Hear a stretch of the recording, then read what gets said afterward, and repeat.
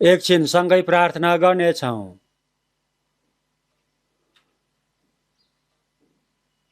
हामीहरूलाई प्रेम गर्नुभएको पवित्र र दयालु परमेश्वर पिताज्यूलाई धन्यवाद, प्रशंसा र महिमा चढाउँछौँ।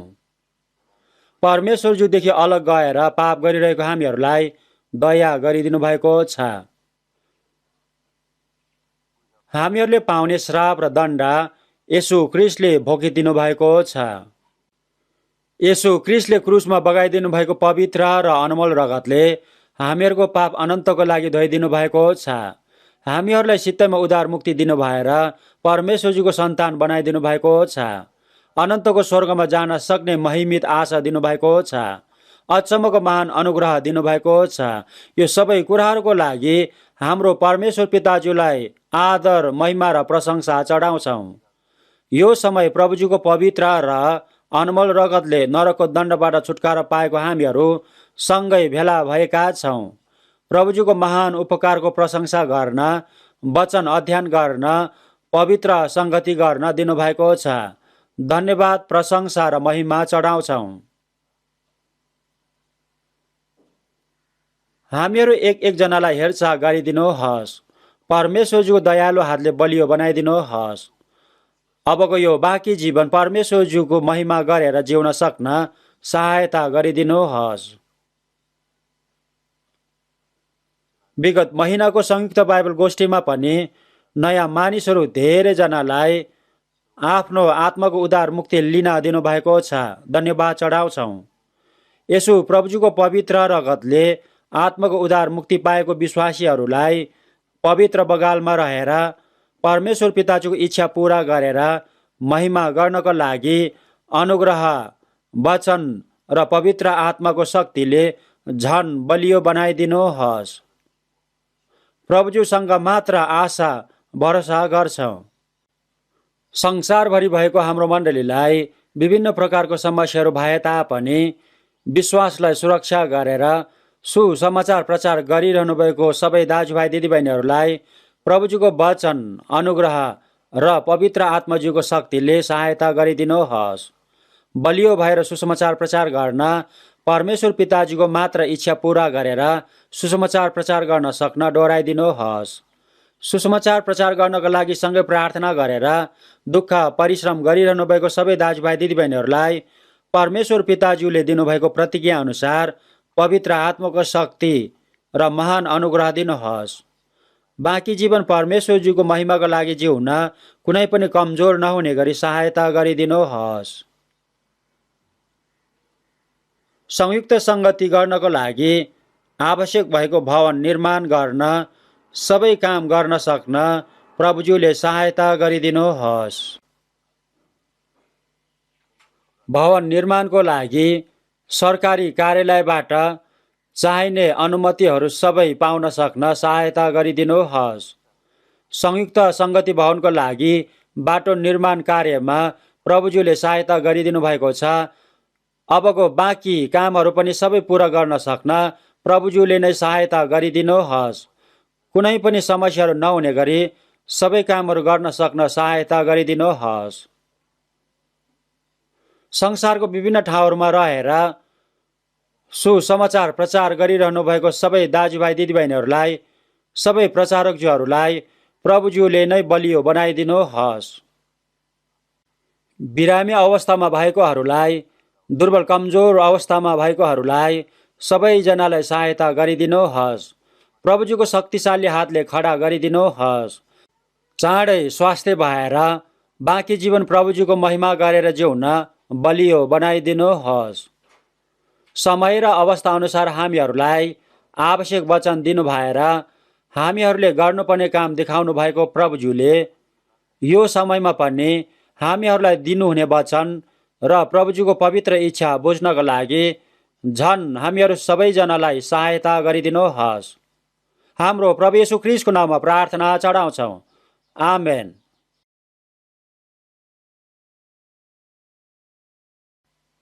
सबैजनालाई धन्यवाद र स्वागत छ। परमेश्वरजीको वचन मत्तीको सुसमाचार 22 अध्यायको 1 पददेखि 14 पदसम्मको वचनसँगै पढ्नेछौँ। मत्तीको सुसमाचार 22 अध्यायको 1 पददेखि 14 पदसम्मको वचन सँगै पढ्नेछौँ। मत्ती 22 को 1 देखि 14 पदको वचन सँगै पढ्नेछौँ।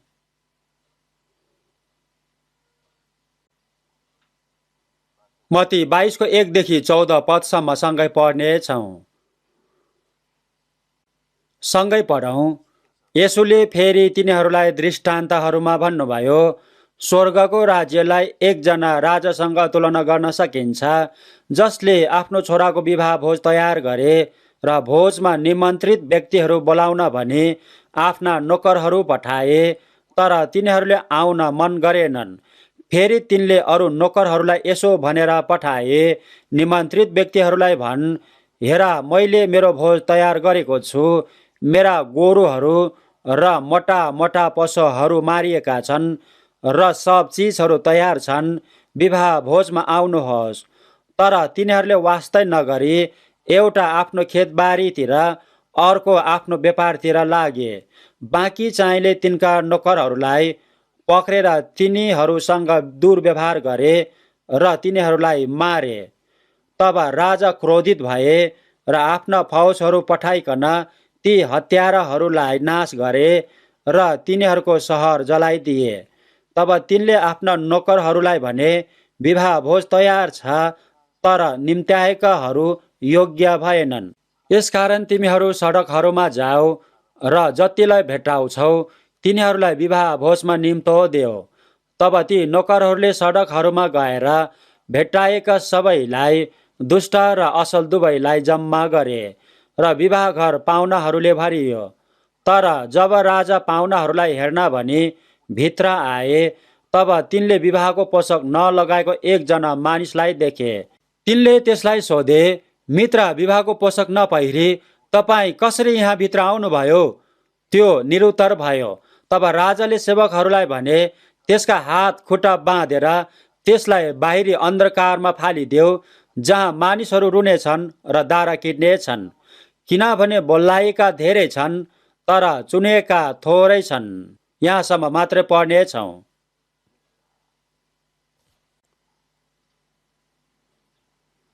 गर्मी ऋतुमा 1 महिनासम्म 7 चोटि भेला भएर संयुक्त बाइबल गोष्ठी गरेको थियो। एकचोटिमा 10,000 जनाभन्दा धेरै भेला भएको थियो। अगाडि आफ्नो आत्माको उद्धार मुक्ति पाएको मानिसले धेरै प्रार्थना गरेर अर्को मानिसहरूलाई पनि उद्धार गर्नको लागि धेरै परिश्रम गरेर सेवा गरेको कारण नयाँ मानिसहरू धेरैजनाले आफ्नो आत्माको अनन्त उद्धार मुक्ति पाएको छ। शरद ऋतुको संयुक्त बाइबल गोष्ठीमा पनि नयाँ मानिसहरू धेरैजना आएर वचन सुन्नुभएको छ। उहाँहरूले पनि आफ्नो आत्माको उद्धार मुक्ति पाउनुभयो होला भनेर विश्वास गरेको छु। शरद ऋतुको बाइबल गोष्ठीको केही कुराहरू बताउने छु। सहभागी हुनुभएको मानिसहरू 6,950 जना भएको थियो। अनि बाइबल गोष्ठीमा आउनुभएको नयाँ व्यक्तिहरू 1,376 जना आउनुभएको थियो। शरद ऋतुमा बप्तिस्मा लिनुभएको मानिसहरू 240 जना भएको छ। शरद ऋतुमा भेटी 6,68,210 वन भएको थियो।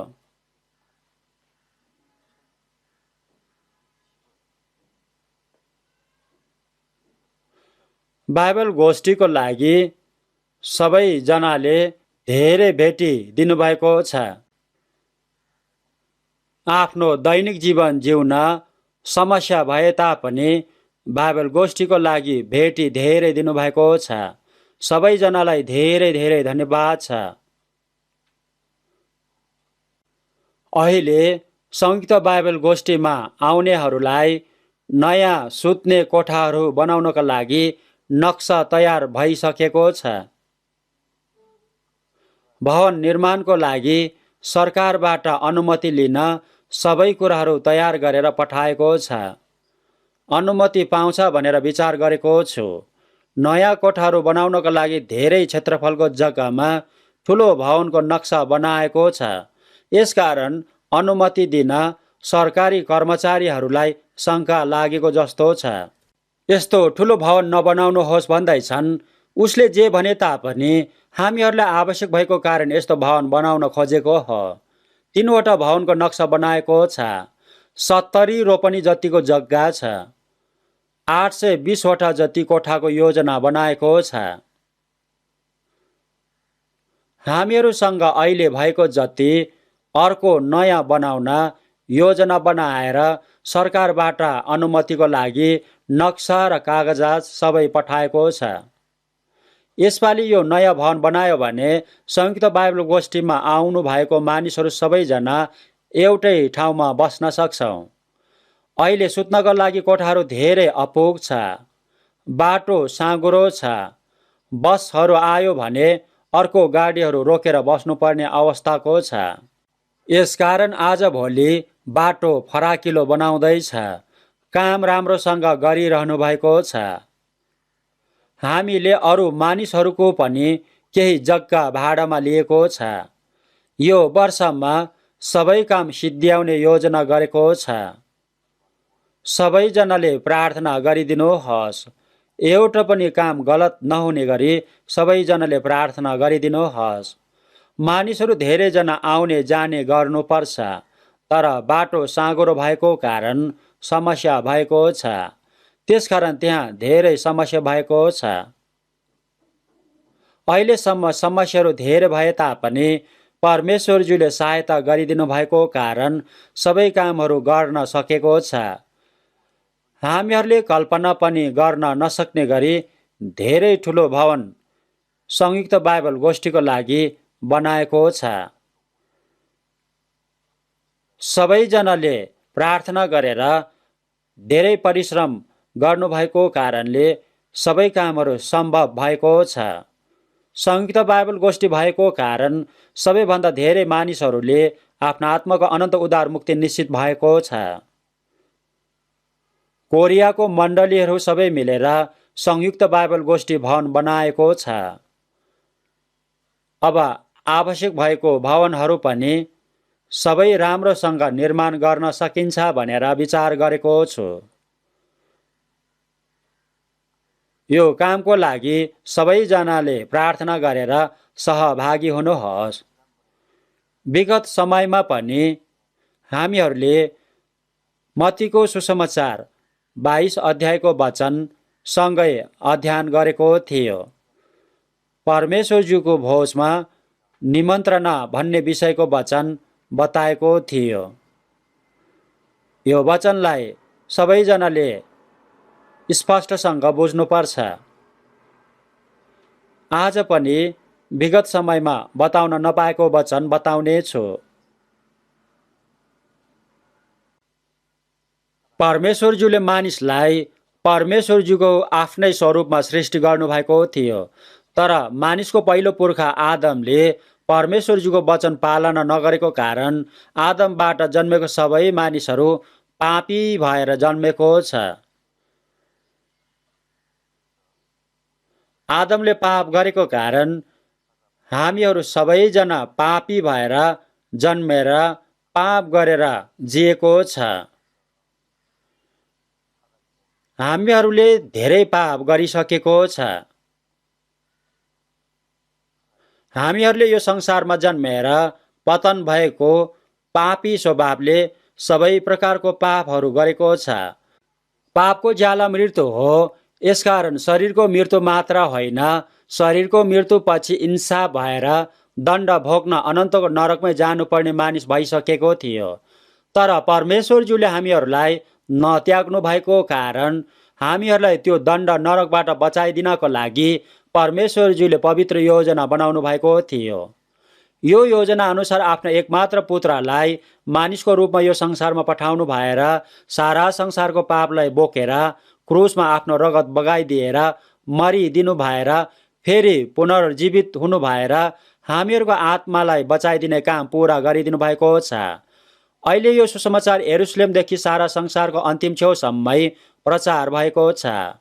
परमेश्वरजीको उपकारलाई बुझेर विश्वास गर्यो भने नरकमै जानुपर्ने पापीले पनि उद्धार मुक्ति पाएर स्वर्ग जान पाउँछ भन्नुभएको छ।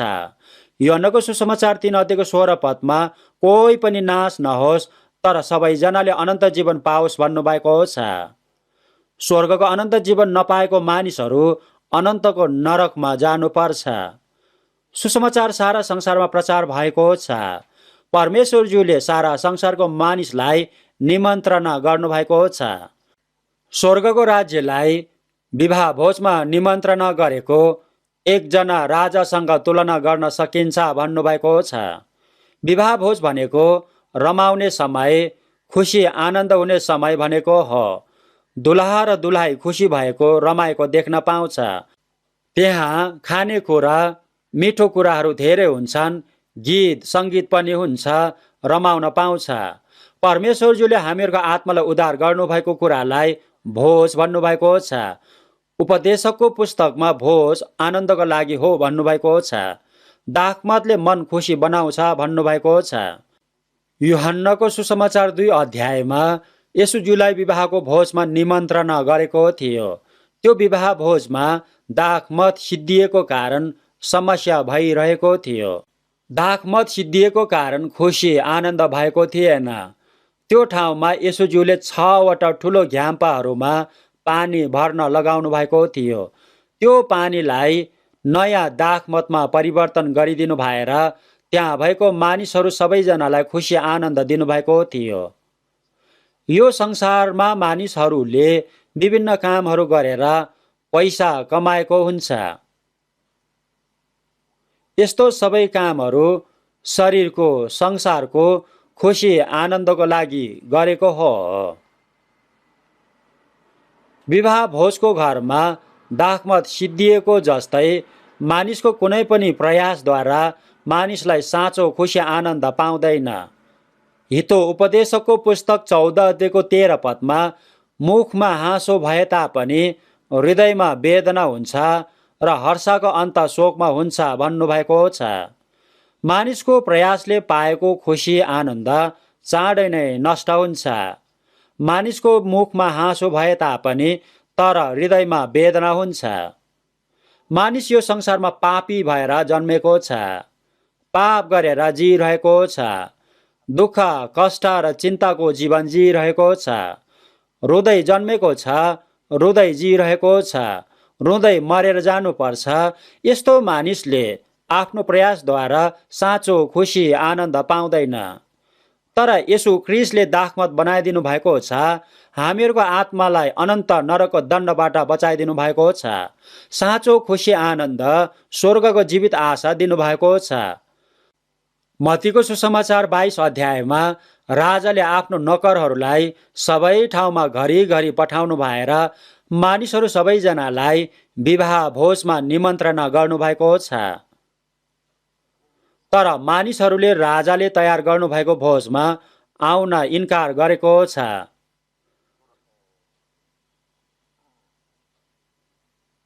वास्ता नगरिकन कुनै मानिस खेतबारीतिर, कुनै मानिस व्यापारतिर लागेको छ। बुझ्न सजिलो हुने वचन भन्नुभएको छ। राजाले फेरि पनि आफ्नो नोकरहरूलाई मानिसहरूलाई निमन्त्रणा गर्न पठाएको थियो। तर उनीहरूले नोकरहरूलाई पक्रेर दुर्व्यवहार गरेर मारेको छ। यो वचन बुझ्न सजिलो छ तर डरलाग्दो कुरा भन्नुभएको छ। राजाले नै भोज तयार गर्नु भएर सबै मानिसहरूलाई निमन्त्रणा दिनुभएको थियो। तर उनीहरूले आउन इन्कार गर्यो। त्यसपछि राजाले पठाउनु भएको नोकरहरूलाई पनि पक्रेर दुर्व्यवहार गरेर मारेको थियो। त्यसकारण राजा क्रोधित भएर आफ्नो फौजहरूलाई पठाएर ती हत्याराहरूलाई नाश गरेर तिनीहरूको सहर जलाइदिएको छ। यो सत्यतालाई सबैजनाले बुझ्नुपर्छ। पुरानो करार भनेको पहिला गरेको सम्झौता वा प्रतिज्ञा भनेको हो।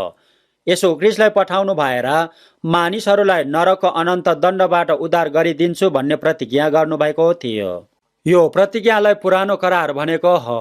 यो प्रतिज्ञालाई पुरा गरिदिनको लागि संसारको केन्द्रमा भएको एउटा जातिलाई छान्नु भएर येशू ख्रीष्टलाई पठाउनु हुने कुरा विभिन्न प्रकारले स्पष्टसँग बुझ्ने गरी बताउनु भएको थियो। यूहन्नको सुसमाचार 5:39 पदमा, तिमीहरू धर्मशास्त्रमा खोजी गर्दछौ किनभने त्यहाँ अनन्त जीवन पाइन्छ भने तिमीहरू ठान्छौ, मेरो विषयमा गवाई दिने तिनै धर्मशास्त्र हुन् भन्नुभएको छ। येशू ख्रीष्ट हुनुभएको समयमा नयाँ करारको पुस्तक लेखेको थिएन। तिनै धर्मशास्त्र भनेको पुरानो करारको वचन हो। पुरानो करारको वचन र नयाँ करारको वचन दिनुभएको मुख्य कारण के हो भने परमेश्वरजीको उपकारलाई बुझेर विश्वास गरेर स्वर्गको अनन्त जीवन प्राप्त गर्नको लागि हो। मेरो विषयमा गवाई दिने तिनै धर्मशास्त्र हुन् भन्नुभएको छ। उत्पत्तिको पुस्तकदेखि प्रकाशको पुस्तकसम्म भएको सबैभन्दा महत्त्वपूर्ण मुख्य सत्य विषय येशू ख्रीष्टबाट स्वर्गको अनन्त जीवन प्राप्त गर्नको लागि सिकाउनु भएको वचन हो। तापनि अनन्त जीवन प्राप्त गर्न तिमीहरू म कहाँ आउँदैन, मलाई इन्कार गर्छौ भन्नुभएको छ। इस्राएली जातिसँग परमेश्वरजीले वचनद्वारा प्रतिज्ञा गर्नुभएको थियो। यसकारण येशू ख्रीष्ट पठाउनु भएको थियो। तर उनीहरूले परमेश्वरजीको अनुग्रहलाई स्वीकार गरेको थिएन। इस्राएलीहरूले येशू ख्रीष्टलाई इन्कार गरेको थियो। परमेश्वरजीले पठाउनु भएको ख्रीष्टलाई क्रुसमा किला ठोकेर मारेको थियो। सुसमाचार प्रचार गरेको प्रेरितहरूलाई सताएको थियो, हत्या गरेको थियो, देश निकाला गरेको थियो। इस्राएली जातिले यस्तो अत्याचार दुर्व्यवहार गरेको थियो। राजा क्रोधित भए र आफ्ना फौजहरू पठाइकन ती हत्याराहरूलाई नाश गरे र तिनीहरूको सहर जलाइदिए भनेको छ। राजाले यसपालि नोकरहरूलाई होइन सेनाहरूलाई पठाएको थियो। रोमी सेनाहरू पठाएको थियो। येशूज्यूलाई इस्राएलीहरूले ईसा सम्वत 33 हत्या गरेको थियो। ईसा सम्वत 70 रोमको सेनापति टाइटसले सेनाहरूको फौजलाई ल्याएर यरुशलेम सहरलाई आगोले जलाएर नष्ट गरेर 11 लाख इस्राएलीहरूलाई मारेको थियो। 11 लाख मानिसहरू भनेको धेरैजना हो। त्यसपछि इस्राएलीहरूलाई इस्रायल देशमा एक जना पनि बस्न नपाउने गरी देश निकाला गरिदिएको थियो। सारा संसारभरि छरपष्ट पारिदिएको थियो। इस्राएलीहरू गएको हरेक ठाउँमा उनीहरूलाई नरसंहारमा मारेको थियो। 200 वर्षसम्म क्रुसेड युद्ध भएको थियो। क्रुसेड सेनाहरूले इस्राएलीहरूलाई येशू ख्रीष्टलाई हत्या गर्ने शैतानको सन्तानहरू भनेर मारेको थियो। क्रुसेड सेना भनेको क्याथोलिक धर्मको मानिसहरू थियो। मुस्लिमले यरुशलेमको मन्दिरलाई कब्जा गरेको थियो। यसकारण फेरि फिर्ता लिनुपर्छ भनेर क्याथोलिकहरूले प्रयास गरेको थियो। क्याथोलिकहरूले परमेश्वरजीको वचन बुझेको थिएन। अन्य जातिहरूको सङ्ख्या पुरा नभएसम्म यरुशलेमलाई अन्य जातिको हातमा परमेश्वरजीले सुम्पिनु भएको वचन बाइबलमा लेखेर दिनुभएको छ। सारा संसारभरि अन्य जातिहरूलाई सुसमाचार प्रचार गर्ने समयसम्म यरुशलेम अन्य जातिले कुल्ची मिल्ची गर्नेछ भनेको कुरा इस्राएलीहरू नरसंहारमा मर्नुपर्नेछ भन्नुभएको कुरा थियो। सारा संसारभरि इस्राएलीहरू तितर बितर भएर नरसंहारमा मरिरहेको थियो। तर क्याथोलिकहरूले यरुशलेमलाई सुरक्षा गर्न खोजेको थियो। तर यरुशलेमलाई परमेश्वरजीले नै नष्ट हुन दिनुभएको थियो। क्याथोलिकहरूले परमेश्वरजीको इच्छा बुझेको थिएन। यसकारण यरुशलेमलाई फेरि फिर्ता लिन खोजेको थियो। क्रुसेड सेनाहरू निरन्तर पठाएको थियो। त्यो समय इस्राएलीहरूलाई नरसंहारमा मारेको थियो। युरोप महादेशमा महामारी फैलिएको पनि इस्राएलीहरूको कारणले हो भनेर उनीहरूलाई मारेको थियो। 1939 देखि 1945 दोस्रो विश्वयुद्ध भएको समयमा इस्राएलीहरू 60 लाख जनालाई मारेको थियो। परमेश्वरज्यूले छान्नुभएको जातिले ठुलो नरसंहारमा पर्नु परेको थियो। 2000 वर्षसम्म सारा संसारभरि तितर बितर भएको थियो। यो सबै कुराहरू येशू ख्रीष्टलाई इन्कार गरेको कारणले दण्ड पाएको थियो। इस्राएलीहरूले येशूज्यूलाई मार्नुपर्छ भनेर रोमी हाकिम पिलातसको अगाडि कराएको थियो। तर रोमी हाकिम पिलातसले निर्दोष येशूज्यूलाई म मार्न सक्दिनँ भनेर उनीहरूको अगाडि आफ्नो हात धोएर म निर्दोष छु भनेर स्पष्ट दिएको थियो।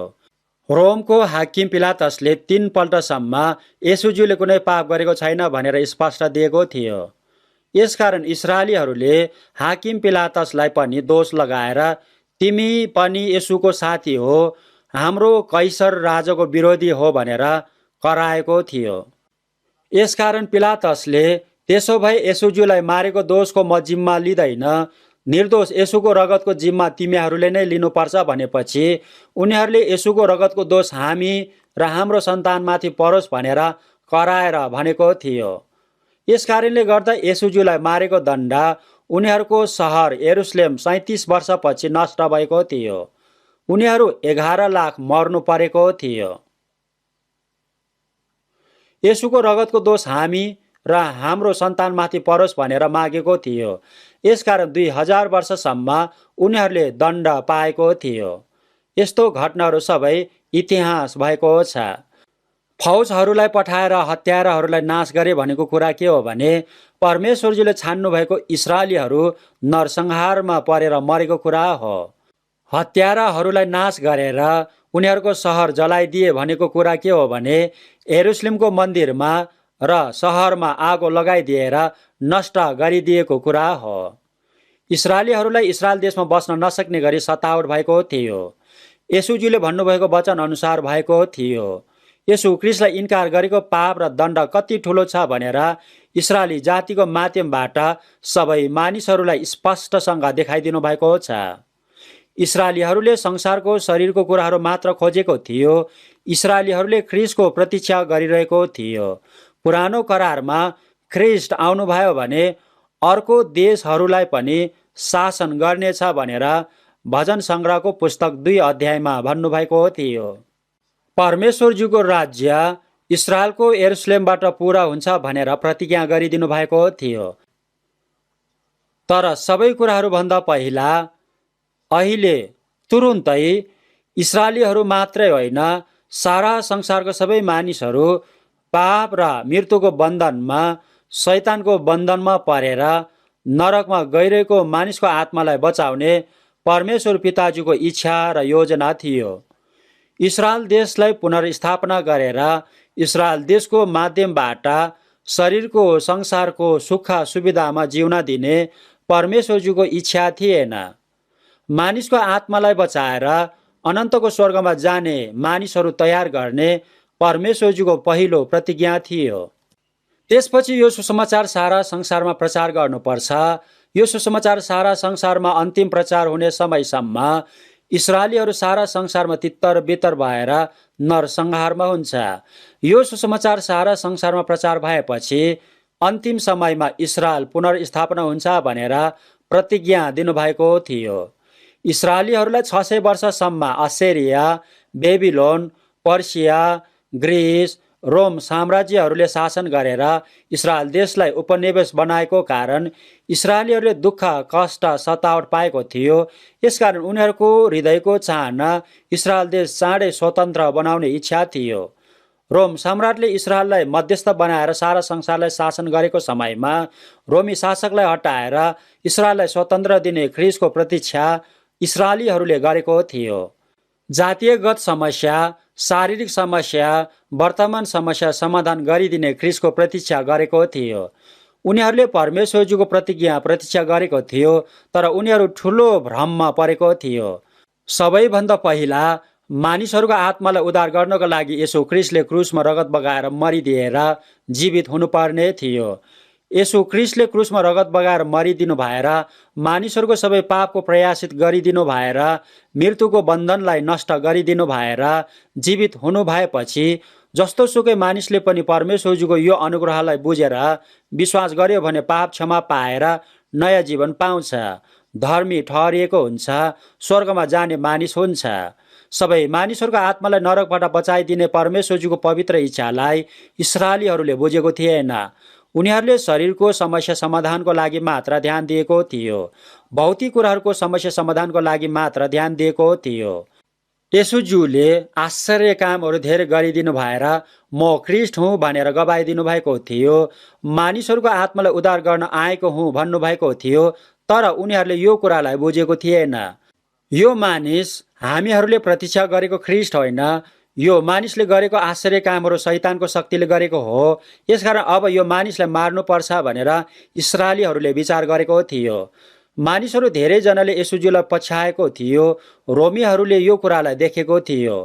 येशूज्यूले सांसारिक कुरा, राजनीतिक कुरा गर्नुभएको थिएन। रोमी सम्राटबाट इस्रायललाई स्वतन्त्र बनाउँछु भन्नुभएको थिएन। तर रोमीहरूले मानिसहरू धेरैजनाले येशूज्यूलाई पछ्याएको देखेको थियो। यसकारण अब हामीहरू कहाँ पनि आएर हामीहरूलाई पनि दुःख दिन सक्छन्, येशूसँग मिलेर इस्रायल देश स्वतन्त्र गर्नको लागि आन्दोलन पनि गर्न सक्छन् भनेर येशूज्यूलाई मार्नुपर्छ भन्ने विचार गरेको थियो। येशू ख्रीष्टलाई इन्कार गरेको कारण यस्तो भएको थियो। अति नै दुःख लाग्दो काम गरेको छ।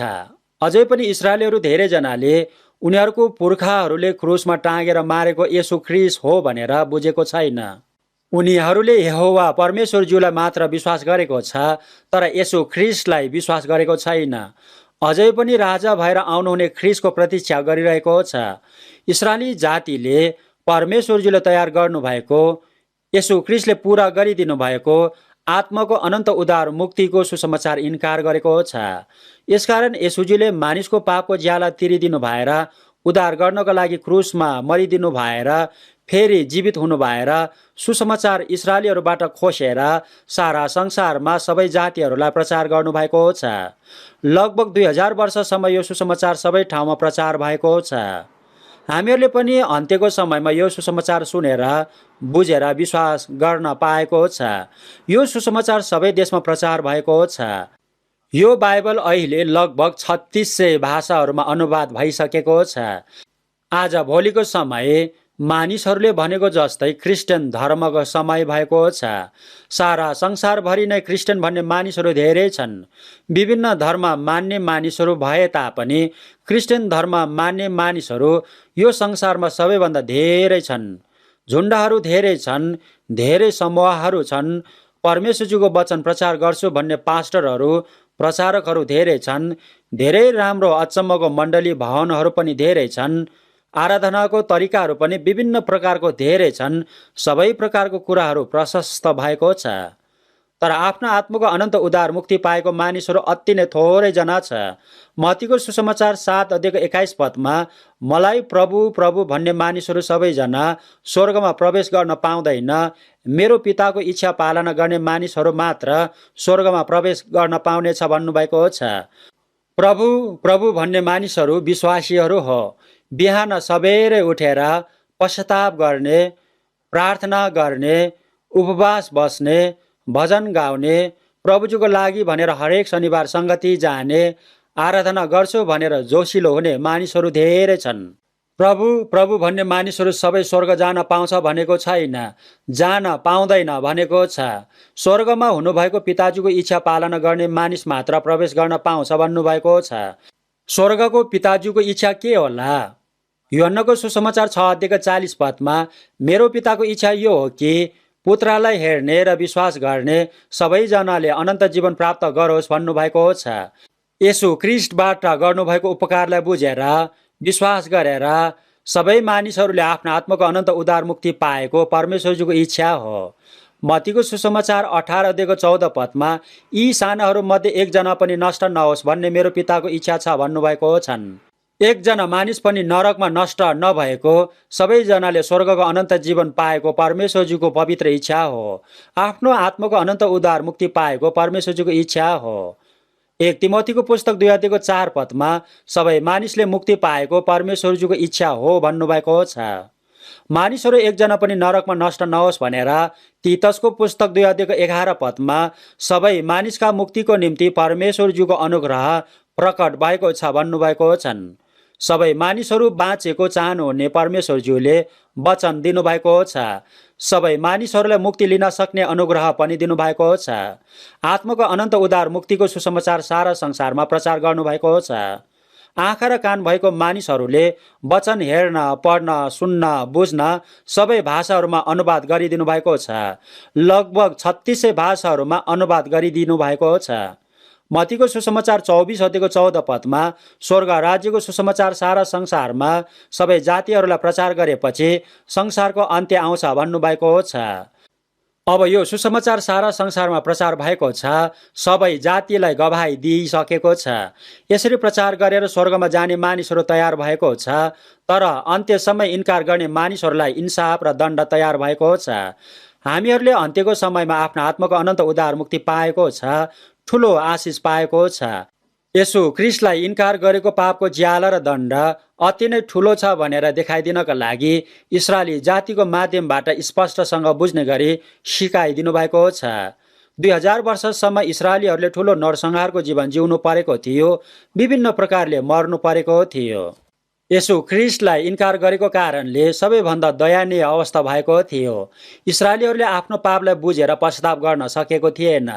आज भोलिको इस्रायलीहरू धेरैजनाले म परमेश्वरज्यूलाई विश्वास गर्दिन, ईश्वर छैन भनेर विचार गर्छु भन्ने इस्रायलीहरू धेरै छन्।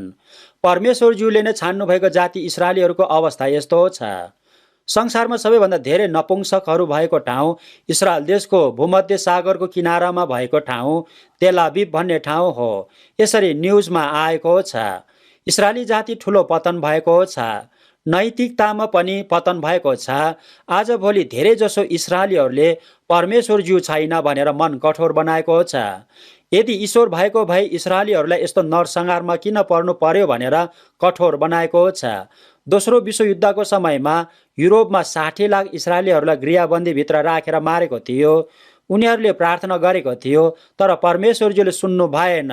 हामीहरू दयानीयसँग मर्नु पर्यो, यसकारण परमेश्वर छैन भनेर अहिले उनीहरूले यस्तो विचार गरेको छ। उनीहरूको पुर्खाहरूले मागेको श्रापको दण्ड पाएको कुरा उनीहरूले बुझेको छैन, पश्चाताप गरेको छैन। कुनैले यहोवा परमेश्वरज्यूलाई विश्वास गरे तापनि तर यसु ख्रिस्टलाई विश्वास गरेको छैन। आजभोलि पनि यसुज्यूलाई विश्वास गरेको मानिसहरूलाई उनीहरूले सताएको छ। मैले पनि तेस्रो चोटि इस्रायल देशमा यहुदी जातिलाई प्रचार गर्न गएको थियो। यसुज्यूलाई विश्वास गरेको यहुदी इस्रायलीहरूलाई पनि यहुदी धर्म मान्ने यहुदी इस्रायलीहरूले धेरै सताएको छ। यहुदी धर्म मान्ने इस्रायलीहरूले पुरानो करारको बाइबललाई मात्र विश्वास गरेको छ, तर नयाँ करारको बाइबललाई झुट्टो भनिरहेको छ। यसुज्यूलाई विश्वास गरेको मानिसहरूलाई उनीहरूले झुट्टो भनिरहेको छ। यसुज्यू मुख्य झुट्टा पन्थको व्यक्ति हो, पाउल झुट्टा पन्थको प्रचार गर्ने मानिस हो भनिरहेको छ। इस्रायलीहरू त्यस्तो भए तापनि तर परमेश्वरज्यूले उनीहरूलाई पुनर्स्थापना गरिदिनु भएको छ। इस्रायलीहरूले पश्चाताप गरेको कारणले परमेश्वरज्यूले पुनर्स्थापना गरिदिनु भएको होइन।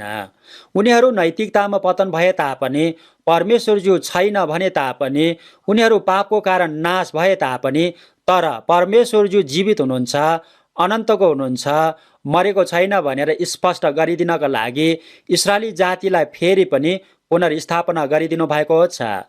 उनीहरूलाई त्यसरी नष्ट हुन पनि परमेश्वरज्यूले नै दिनुभएको थियो।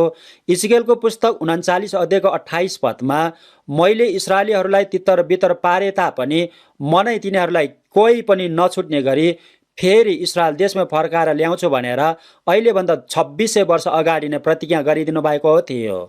इस्रायलीहरू लगभग 2000 वर्ष जति सारा संसारभरि तितर बितर बनाइदिनु भएर अहिले हामीहरूको समयमा 1948 5 महिनाको 14 तारिक स्वतन्त्र बनाइदिनु भएर अहिले इस्रायली जाति निरन्तर इस्रायल देशमा परमेश्वरज्यूले फर्काएर ल्याइरहनु भएको छ। अझै पनि सबैजना इस्रायल देशमा फर्केर आएको छैन। इस्रायलीहरू 3 भागको 1 भाग मात्र इस्रायल देशमा आएको छ। 2 भाग इस्रायलीहरू 1 भाग अमेरिका देशमा र 1 भाग इस्रायलीहरू विभिन्न देशमा बसिरहेको छ।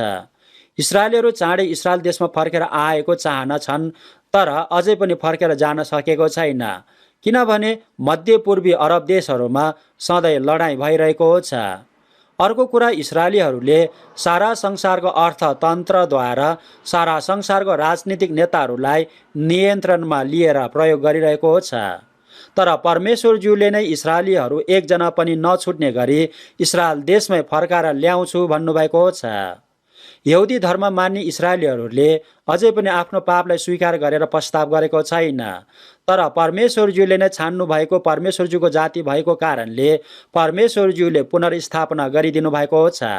अब हामीहरूले पनि अति नै राम्रोसँग बुझ्नुपर्छ, यसु ख्रिस्टलाई इन्कार गरेको यहुदी इस्रायलीहरूले विगत समयमा अति नै डरलाग्दो ठुलो दण्ड पाएको छ। लुकाको सुसमाचार 21 अध्यायको 20 पदमा जब यरुसलेमलाई सेनाहरूले घेरेको देख्नेछौ तब विनाश नजिकै छ भनी जान भन्नुभएको थियो।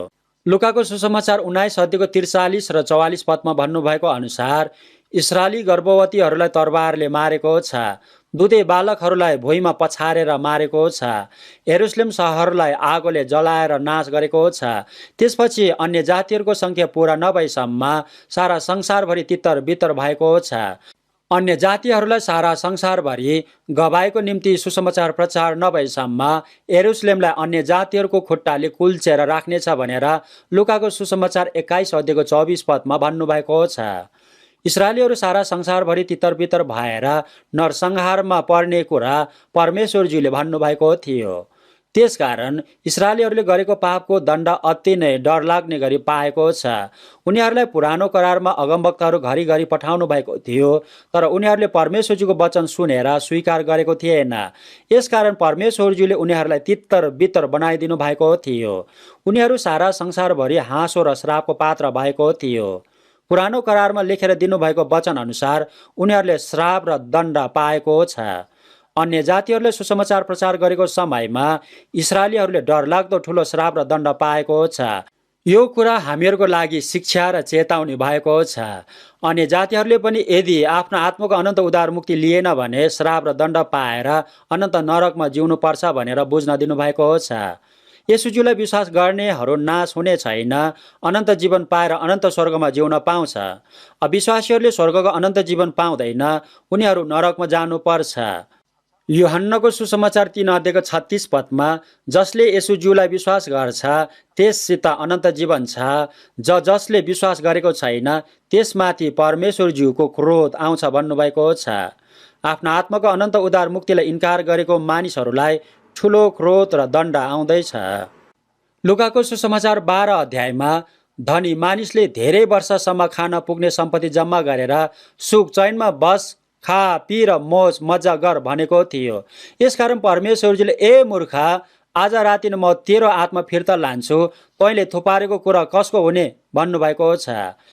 यदि आत्मालाई परमेश्वरज्यूले फिर्ता लिनुभयो भने शरीर नष्ट हुन्छ। परमेश्वरज्यूलाई इन्कार गर्नेहरूलाई इन्साफ र दण्ड छ। यसकारण मानिस मूर्ख निर्बुद्धि हुनु हुँदैन। परमेश्वरज्यूले मानिसलाई आफ्नै स्वरूपमा सृष्टि गर्नुभएको थियो, समशक्ति दिनुभएको थियो। परमेश्वरज्यूले सबैभन्दा धेरै प्रेम गर्नुभएको थियो। यसकारणले आफ्नो एकमात्र पुत्र येशूज्यूलाई क्रुसमा मर्न लगाउनु भएर, पापको ज्याला तिर्न लगाउनु भएर उद्धार गरिदिनु भएको छ। आफ्नो मूल्य र महत्त्वलाई नबुझेको मानिस नष्ट हुने पशु जस्तै हो भनेर भजन सङ्ग्रह 49 अध्यायको 20 पदमा भन्नुभएको छ।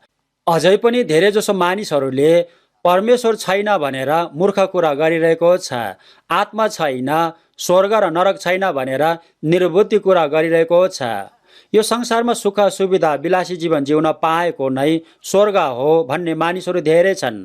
यसकारण उनीहरूले सुसमाचार सुनाए तापनि विश्वास गर्दैनन्। त्यसकारण धनी देशको मान्छे भन्ने मानिसहरूले झन् विश्वास गर्दैन।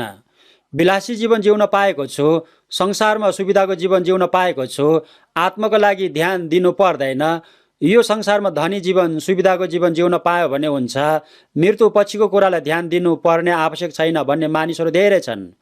गरिब मानिसले, दुःख कष्ट पाएको मानिसहरूले परमेश्वरज्यूलाई खोजेको हुन्छ। गरिब देशको मानिसहरूले परमेश्वरज्यूलाई विश्वास गर्छन्। परमेश्वरज्यूको अनुग्रहको सुसमाचार सारा संसारमा सबै मानिसहरूलाई प्रचार गरेको छ। इस्राएलीहरूले जस्तै परमेश्वरज्यूलाई विश्वास गरेको छ, येशूज्यूलाई पनि विश्वास गरेको छ, तर आफ्नो आत्माको अनन्त उद्धार मुक्तिलाई ठिकसँग बुझेको छैन। मैले पनि 10 वर्षसम्म धेरै जोसिलो क्रिस्चियन जीवन जिएको थियो। निम्न माध्यमिक विद्यालयको विद्यार्थीको समयदेखि नै हरेक दिन बिहानको प्रार्थना सङ्गतिमा गएको थियो। बाइबल कलेजमा गएर पढेको थियो। भेटेको मानिसहरू सबैजनालाई प्रचार गरेको थियो।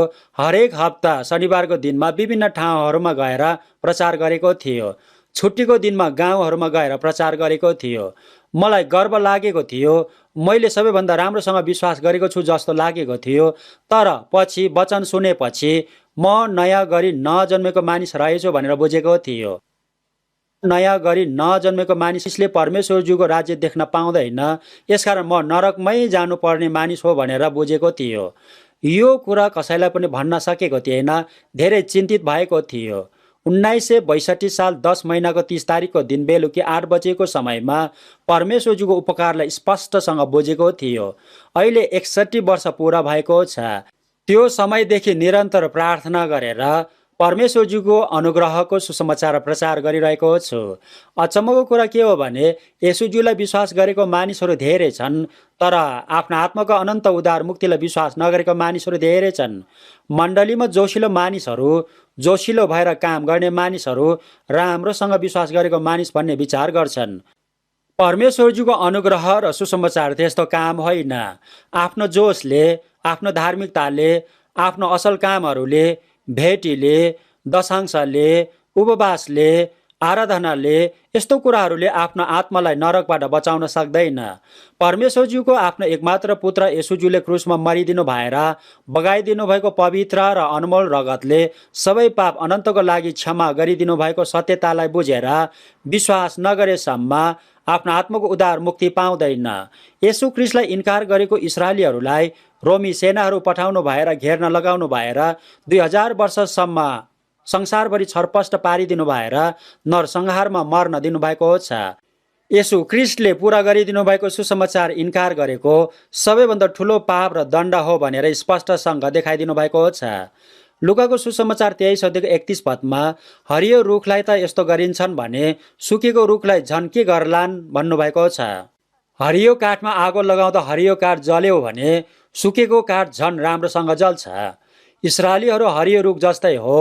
उनीहरूले व्यवस्था पालना गर्न प्रयास गरेको थियो, परमेश्वरज्यूलाई विश्वास गरेको थियो, विश्राम दिन पालना गरेको थियो, उनीहरूलाई छान्नु भएको थियो, अन्य जातिहरूको तुलनामा उनीहरू धर्मी थियो। तर येशू ख्रीष्टलाई इन्कार गरेको कारण छानिएको जाति भए तापनि उनीहरू नरसंहारमा मर्नु परेको थियो। हरियो रुख इस्राएलीहरूले येशू ख्रीष्टलाई इन्कार गरेको कारण यस्तो इन्साफ र दण्ड पाएको छ भने अन्य जाति सुकेको रुखले येशू ख्रीष्टलाई इन्कार गर्यो भने झन् ठुलो इन्साफ र दण्ड पाउँछ। अविश्वासीहरूले आँखाले देखेको भौतिक कुराहरू, शारीरिक कुराहरू, सांसारिक कुराहरू मात्र खोजेको हुन्छ। उनीहरूको मन त्यस्तो कुराहरूमा लोभिएको हुन्छ। उनीहरूले आत्मा छ भनेर, परमेश्वरज्यू हुनुहुन्छ भनेर, मृत्युपछि इन्साफ र दण्ड र अनन्त नरक छ भनेर ध्यान दिएको छैन। उनीहरूले अब चाँडै नाश हुने शरीरको लागि मात्र ध्यान दिएको हुन्छ। येशूज्यूलाई विश्वास गरेको मानिसले धेरै प्रार्थना गरेर, दुःख परिश्रम गरेर, जोसिलो भएर मण्डलीमा गयो भने यस्तो मानिस स्वर्गमा जान पाउँछ भनेर विचार गरेको हुन्छ। यस्तो सबै कुराहरू शैतानको परीक्षामा असफल भएको कुरा हो। इस्राएलीहरूले परमेश्वरज्यू हुनुहुन्छ भनेर विश्वास गरेको थियो। याकुबको पुस्तक 2 अध्यायको 19 पदमा परमेश्वरज्यू एउटै हुनुहुन्छ भने तिमीहरू विश्वास गर्छौ, त्यो असल हो। भूतात्माहरूले पनि विश्वास गर्छन् भन्नुभएको छ। परमेश्वरज्यू हुनुहुन्छ भनेर शैतानले पनि विश्वास गरेको छ। शैतानले परमेश्वरज्यू हुनुहुन्छ भनेर विश्वास गरेको छ, नरकमा जानुपर्छ भनेर कामिरहेको छ। इस्राएलीहरूले परमेश्वरज्यूलाई विश्वास गरेको थियो, तर येशू ख्रीष्टलाई इन्कार गरेको छ। आज भोलिको क्रिस्चियन धर्म मान्ने मानिसहरूलाई शैतानले गलत कुरा सिकाएको छ। परमेश्वरज्यू हुनुहुन्छ, येशू ख्रीष्ट तिम्रो पापको लागि मरेको हो भनेर सिकाएको छ। मण्डलीमा जाने मानिसहरूले येशूज्यू मानिसको पापको लागि मर्नु भएको हो भनेर प्राय जसो सबैजनाले बुझेको छ, तर अलिकति मात्र पाप क्षमा गरिदिनु भएको छ भनेर बुझेको छ। आजभोलि क्रिस्चियन भन्ने मानिसहरू प्राय जसोले मण्डलीमा गएर हरेक समय पाप क्षमा पाउनको लागि आँसु बगाएर पश्चाताप गरेर प्रार्थना गरिरहेको छ। क्रिस्चियन भन्ने मानिसहरूलाई पाप क्षमा भयो भनेर सोध्यो भने हजुर येशू ख्रीष्टले क्रुसमा मरिदिनु भएर पाप क्षमा गरिदिनु भएको छ भनेर विश्वास छ भन्छन्। कहिलेसम्मको पाप क्षमा भयो भनेर सोध्यो भने विगतको पाप क्षमा भएको छ भन्छन्। पछिको पापहरू पनि क्षमा भयो भनेर सोध्यो भने त्यो पाप क्षमा भएको छैन भन्छन्। त्यसो भए त्यो पाप क्षमाको लागि के गर्नुपर्छ भनेर सोध्यो भने त्यो पाप क्षमा हुनको लागि आँसु बगाएर हरेक समय पश्चाताप गरेर क्षमा माग्नुपर्छ भन्छन्। उनीहरूले यसरी गलत कुरा बुझेको छ। येशूज्यूको रगतले विगतको पापहरू मात्र क्षमा भएको छ भनेर बुझेको छ। पछिको पापहरू आफ्नो आँसुको प्रार्थनाले, पश्चातापले, उपवासले क्षमा हुन्छ भनेर बुझेको छ। भेटी र दशांशले क्षमा हुन्छ भनेर बुझेको छ। यसकारण यस्तो कुराहरूलाई 2 कोरिन्थीको पुस्तक 11:4 पदमा अर्कै सुसमाचार, अर्कै येशू भनेको छ। अर्को सुसमाचार भनेको के हो भने मिसिएको कुरा हो। व्यवस्था मिसिएको हुन्छ, मानिसको काम मिसिएको हुन्छ। येशूज्यूलाई विश्वास गरे तापनि आफूले गरेको कामद्वारा मात्र स्वर्ग जान सक्छ भनेर विचार गरेको हुन्छ। भजन सङ्ग्रहको पुस्तक 7 अध्यायको 12 र 13 पदको वचन सँगै पढ्नेछौँ। भजन सङ्ग्रहको पुस्तक 7 अध्यायको 12 र 13 पदको वचन सँगै पढ्नेछौँ। भजन सङ्ग्रहको पुस्तक 7 अध्यायको 12 र 13 पदको वचन सँगै पढ्नेछौँ। भजन सङ्ग्रह 7को 12 र 13 पद सँगै पढ्नेछौँ। सँगै पढौँ। यदि मानिसले पश्चाताप गरेन भने त उहाँले आफ्नो तरबारमा सान लाउनुहुनेछ। उहाँले आफ्नो धनुमा ताँदो चढाउनुहुनेछ। उहाँले आफ्नो घातक शस्त्रहरू तयार पार्नु भएको छ। उहाँले आफ्ना काँडाहरूलाई अग्निबाण तुल्याउनुहुन्छ। साँचो पश्चाताप मानिसहरूले बुझ्नुपर्छ। मानिसहरूले पश्चाताप गर्नुपर्छ भन्नुभएको छ। पश्चाताप भनेको के हो भने फर्केर आउनुपर्छ, सुधार्नुपर्छ, गलत कुराहरूलाई त्याग्नुपर्छ भन्नुभएको हो। गलत कुराहरू त्यागेर फर्किनुपर्छ भनेको हो।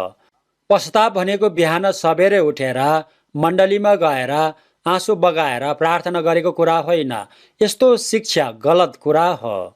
यहूदा इस्करियोतले येशूज्यूलाई चाँदीको 30 सिक्कामा बिक्री गरेको थियो। यो कुरा गलत हो भनेर बुझेको थियो। यसकारण पुजारीलाई त्यो पैसा सबै फिर्ता गरेको थियो। पुजारीहरूले त्यो पैसा फिर्ता नलिएपछि यहूदा इस्करियोतले त्यो पैसा उनीहरूको अगाडि फ्याँकेर गएको थियो। मैले निर्दोष गुरु येशूज्यूलाई बिक्री गरे, गलत काम गरे, म मर्नुपर्छ भनेर आफ्नो आत्महत्या गरेर मरेको थियो। आफूले गरेको गलत काम बुझेको स्वीकार गरेको थियो, पछुतो भएको थियो, तर साँचो पश्चाताप गरेको थिएन। ठिक पश्चाताप गरेको थिएन।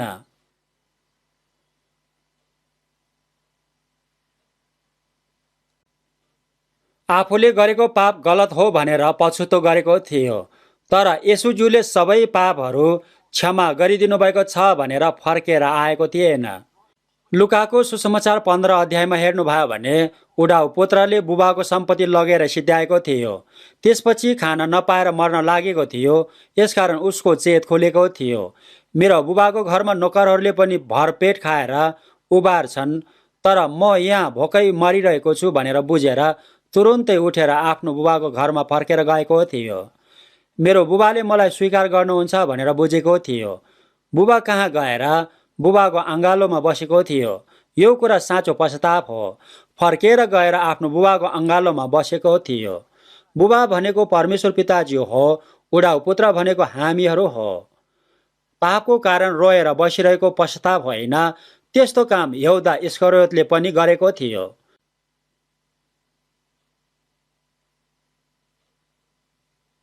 म साँच्चै नै पापी हो, मृत्युपछि इन्साफ भएर नरकमै जानुपर्ने पापी हो, तर येशू ख्रीष्टले सबै पापहरू एकैचोटि सधैँको लागि क्षमा गरिदिनु भएको छ भनेर बुझेर विश्वास गरेर परमेश्वरज्यू कहाँ फर्केर गएको साँचो पश्चाताप हो। यशायाको पुस्तक 44 अध्यायको 22 पदमा मैले तेरो अपराधहरू बादल झैँ र तेरा पापहरू बिहानको कुहिरे चाहिँ हटाइदिएँ। फर्केर आइजा, मैले तँलाई मोल तिरेर छुटकारा दिएको छु भन्नुभएको छ। पाप क्षमा नगरिदिनु भएको भए हामीहरू फर्केर जान सक्ने थिएन। पाप क्षमा गरिदिइसकेको छु, विश्वास गर, फर्केर आइज भन्नुभएको छ। साँचो विश्वास गरेको साँचो पश्चाताप हो। धेरै मानिसहरू मण्डलीमा गइरहेको छ, प्रार्थना गर्छन्, पापको कारण आँसु बगाइरहेको छ, असल काम गरिरहेको छ, परिश्रम गरिरहेको छ, तर सबै पाप सधैँको लागि क्षमा गरिदिनु भएको सत्यतालाई विश्वास गरेको छैन। मानिसले परमेश्वरजीको उपकारलाई बाइबलद्वारा सुन्नुपर्छ, बुझ्नुपर्छ, विश्वास गर्नुपर्छ। परमेश्वरजीको उपकार सुनेर, बुझेर, विश्वास गरेको साँचो पश्चाताप हो। यदि मानिसले पश्चाताप गरेन भने उहाँले आफ्नो तरबारमा सान लाउनुहुनेछ। परमेश्वरज्यूले साँचो पश्चाताप नगरेको मानिसलाई दण्ड दिनको लागि तरबारमा सान लाउनुहुन्छ। कुनै मानिस जङ्गलको बाटोमा गएको थियो, त्यहाँ रात भएको थियो। यसकारण अब के गर्ने होला भनेर चिन्ता भएको थियो। केही समयपछि उतापट्टि सानो आगो बालेको देखेको थियो। त्यहाँ एउटा सानो घर देखेको थियो। त्यहाँ गएर ढोका ढकढकाएको थियो। यो घरको मानिस बाहिर निस्केर आएको थियो। यसकारण यो मानिसले, म एक यात्री हुँ, राति भयो, बाटो देखेन, आजको रात म यहाँ बस्न मिल्छ भनेर सोधेको थियो। त्यसपछि यो घरको मानिसले हुन्छ भनेर भित्र बोलायो। केही खानेकुराहरू पनि दियो, सुत्ने ठाउँ पनि दियो। यो मानिस सुतेको थियो। राति त्यो घरको मालिकले तरबारमा सान लगाएको सुन्यो। डर लागेको थियो। यो मानिसले आफ्नो आँखा सानो खोलेर हेरेको थियो। यो घरको मानिसले तरबारमा सान लगाउँदै थियो। मिठो हुन्छ भनिरहेको सुनेको थियो। मारेर खान यसरी गर्दै थियो। तरबारमा सान लगाइरहेको देखेर धेरै डराएको थियो। यदि मानिसले पश्चाताप गरेन भने परमेश्वरजीले तरबारमा सान लाउनुहुन्छ। इन्साफ र दण्डको तरबारमा सान लाउनुहुन्छ। अविश्वास भनेको येशू ख्रीष्टलाई इन्कार गरेको पाप हो। परमेश्वरजीको उपकारलाई इन्कार गरेको पाप हो। नैतिकताको सबै पापहरू क्षमा हुन सक्छन्, तर येशू ख्रीष्टलाई इन्कार गरेको पाप, अविश्वासको पाप क्षमा पाउने उपाय छैन। यस्तो मानिसले अनन्त दण्ड पाउँछ। यदि मानिसले पश्चाताप गरेन भने उहाँले आफ्नो तरबारमा सान लाउनुहुन्छ, आफ्नो धनुमा ताँदो चढाउनुहुन्छ। धनुमा ताँदो चढाएर बाण हान्नको लागि तानेर तयार गर्नुहुन्छ। उहाँले आफ्नो घातक शस्त्रहरू तयार पार्नु भएको छ। आफ्नो काँडाहरूलाई अग्निबाण तुल्याउनुहुन्छ। उहाँले धनुलाई तानिरहनु भएको छ। छोडिदियो भने जान्छ। अविश्वासीको मुटु छेड्छन्। इन्साफ र दण्डको धनुमा ताँदो चढाउनु भएको छ। परमेश्वरजीले घातक शस्त्रहरू तयार पार्नु भएको छ। काँडाहरूलाई अग्निबाण तुल्याउनु भएको छ। पश्चाताप नगरेको मानिसलाई परमेश्वरजीले घातक शस्त्रहरू तयार पारेर राख्नु भएको छ। परमेश्वरज्यूले साँचो पश्चाताप नगरेको अविश्वासीहरूलाई इन्साफ र दण्ड दिनका लागि अग्निबाण तयार गर्नुभएको छ। अग्निबाण भनेको आगोको बाण भनेको हो। प्राचीन समयको मानिसहरूले शत्रुसँग जित्नका लागि बाणमा आगो राखेर लडाइँ गरेको थियो। अग्निबाणले लागेको मानिस आगोले जलेर मर्छ। घरमा लाग्यो भने घर आगोले जलेर नष्ट हुन्छ। अग्निबाण भनेको आजभोलिको परमाणु बम हो, परमाणु मिसाइल हो। आजभोलि 9वटा देशहरूले परमाणु मिसाइल तयार गरेर राखेको छ। यो परमाणु मिसाइल कुनै एउटा देशले प्रयोग गर्यो भने अब सारा संसारमै विस्फोट हुन्छ, संसार नष्ट हुन्छ। परमाणु हतियार प्रयोग गरेर लडाइँ गर्यो भने यो सारा संसार 30 मिनटमा सबै नष्ट हुन्छ भनेर वैज्ञानिकहरूले भनेको छ। अमेरिकाले उत्तर कोरियालाई चेतावनी दिएको छ, यदि तिमीहरूले परमाणु मिसाइल प्रयोग गर्न खोज्यो भने तिमीहरूको देश 15 मिनटमै नष्ट हुन्छ भनेर बुझ भनेर चेतावनी दिएको छ। यो संसार एकै क्षणमा नष्ट हुने हतियार तयार भएको छ। यस्तो कुराहरू मानिसलाई डर देखाएको कुरा होइन, वास्तविक कुरा हो। अहिले तयार भएको परमाणु हतियारले एकचोटि होइन 100 चोटि यो संसारलाई जलाएर नष्ट गर्न सक्छन्। यो संसारलाई इन्साफ गरेर दण्ड दिनको लागि परमेश्वरज्यूले परमाणु हतियार तयार गरेर राख्नु भएको छ। भजन सङ्ग्रहको पुस्तक 7 अध्यायको 15 पदमा जसले खनेर एउटा खाल्डो बनाउँछ त्यसले खनेको खाल्डोमा त्यो आफै जाकिन्छ भनेको छ। मानिसले बनाएको परमाणु बमले मानिस आफै नष्ट हुन्छ। यशायाको पुस्तक 50 अध्यायको 11 पदमा तिमीहरूले बालेको आगोले, तिमीहरूले सल्काएको राखोले तिमीहरूले नै यातना भोग्नेछौ भन्नुभएको छ। मानिसले खनेको खाल्डोमा मानिस नै खस्छन्। मानिसले बालेको आगोले मानिस नै भस्म हुन्छ। परमाणु हतियार सबैजनाले बुझ्नुपर्छ। पश्चाताप नगरेको मानिसहरूलाई मार्नको लागि तयार भएको घातक शस्त्र हो, अग्निबाण हो। अविश्वासको पाप क्षमा पाउने कुनै पनि उपाय छैन। यूहन्नाको सुसमाचार 3 अध्यायको 18 पदमा विश्वास गरेको मानिसहरू दोषी ठहर्ने छैन भन्नुभएको छ। हामीहरूले गरेको विश्वास के हो भने येशूज्यूले हाम्रो पापको ज्याला तिरिदिन सट्टामा मरिदिनु भएको छ। हाम्रो इन्साफ र दण्ड सट्टामा येशूज्यूले भोगिदिनु भएको कुरा हामीहरूले विश्वास गरेको छ। अविश्वासीहरूले पापको इन्साफ दण्ड ज्याला पाउँछ। अविश्वासीहरूको कारण पापको इन्साफ दण्ड ज्याला निर्णय भइसकेको छ। अब अविश्वासीको इन्साफ दण्ड र ज्यालाको दिन चाँडै आउँदैछ। बाइबलमा यस्तो वचनहरू घरिघरि धेरै भन्नुभएको छ। रोमीको पुस्तक 2 अध्यायको 4 पद सँगै पढ्नेछौँ। रोमीको पुस्तक 2 अध्यायको 4 पद सँगै पढ्नेछौँ। रोमीको पुस्तक 2 अध्यायको 4 पद सँगै पढ्नेछौँ।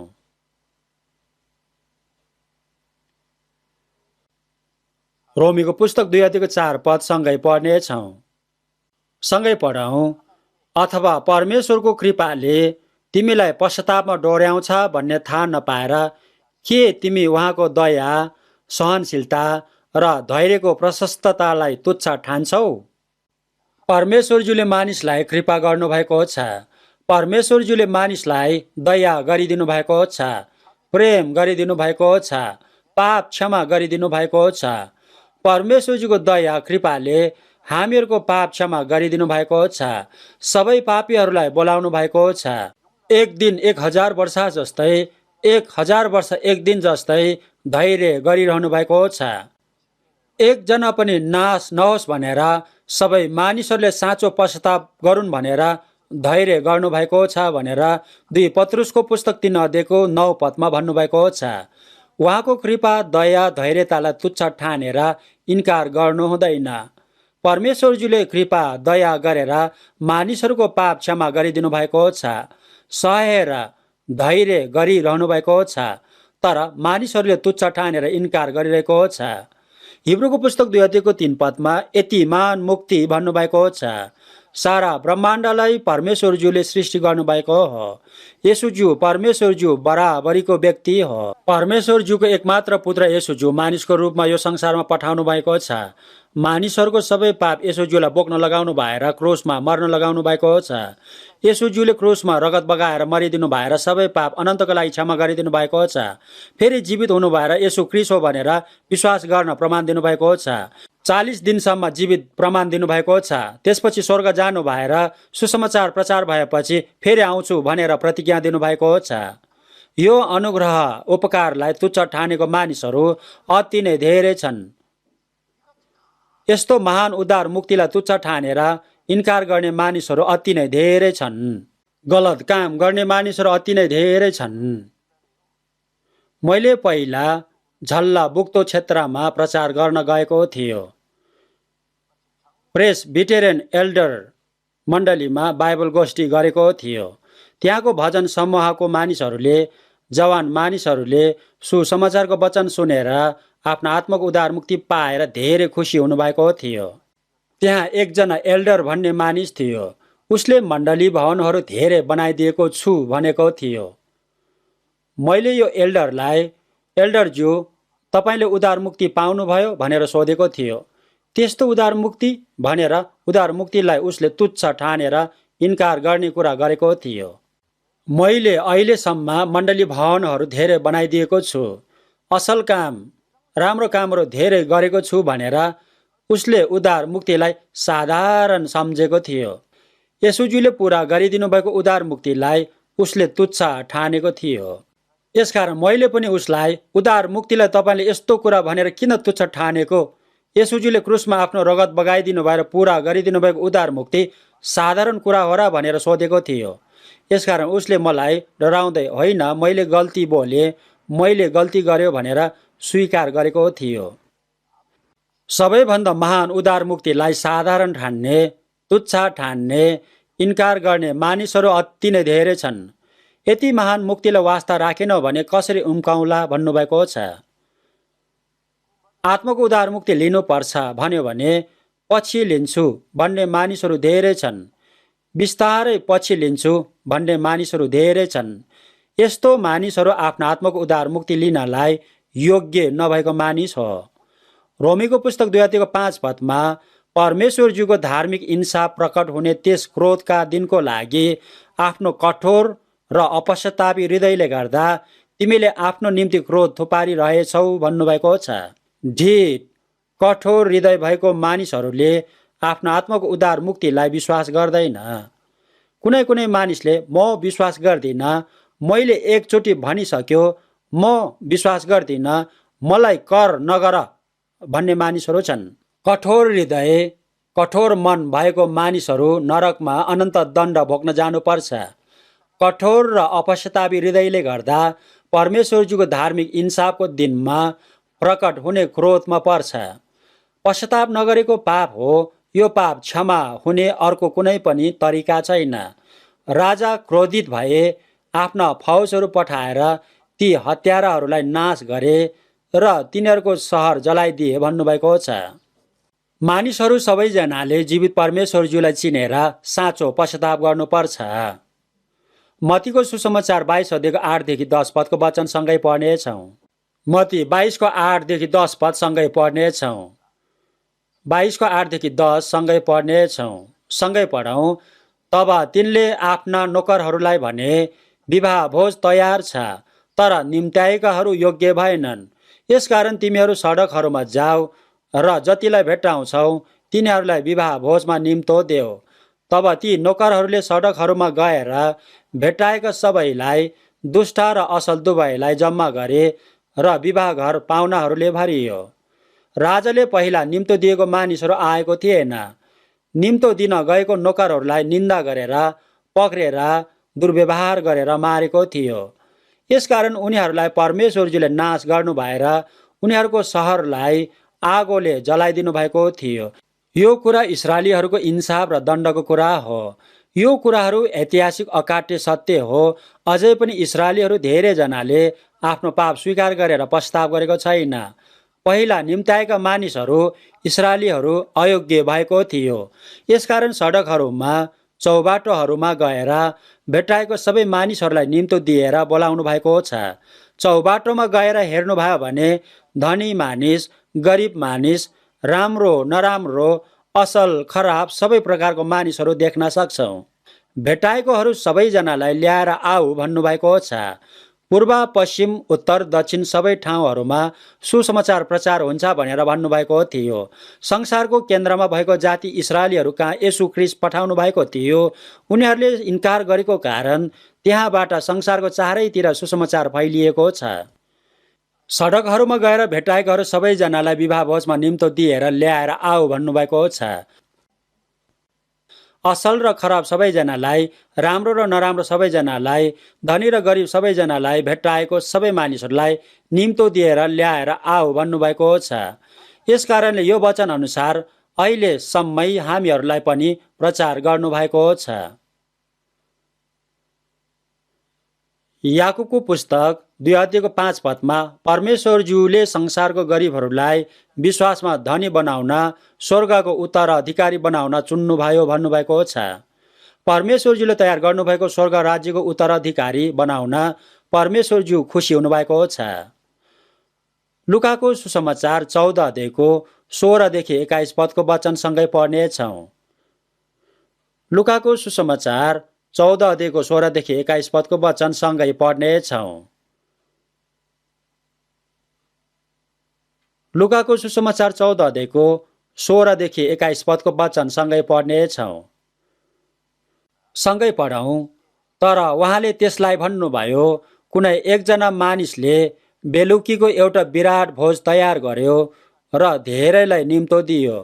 उसले आफ्नो नोकरलाई भोजन खाने बेलामा निम्ताराहरूलाई यसो भन्न पठायो, आउनुहोस्, अब सब थोक तयार छ।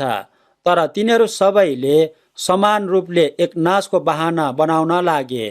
पहिलोले त्यसलाई भन्यो, मैले एउटा खेत किनेको छु, मलाई त्यो हेर्न जानु परेको छ, म बिन्ती गर्दछु, मलाई माफी होस्।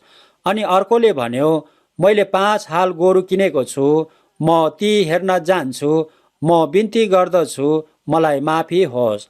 अर्कोले भन्यो, मैले विवाह गरेको छु, यसकारण म आउन सक्दिनँ।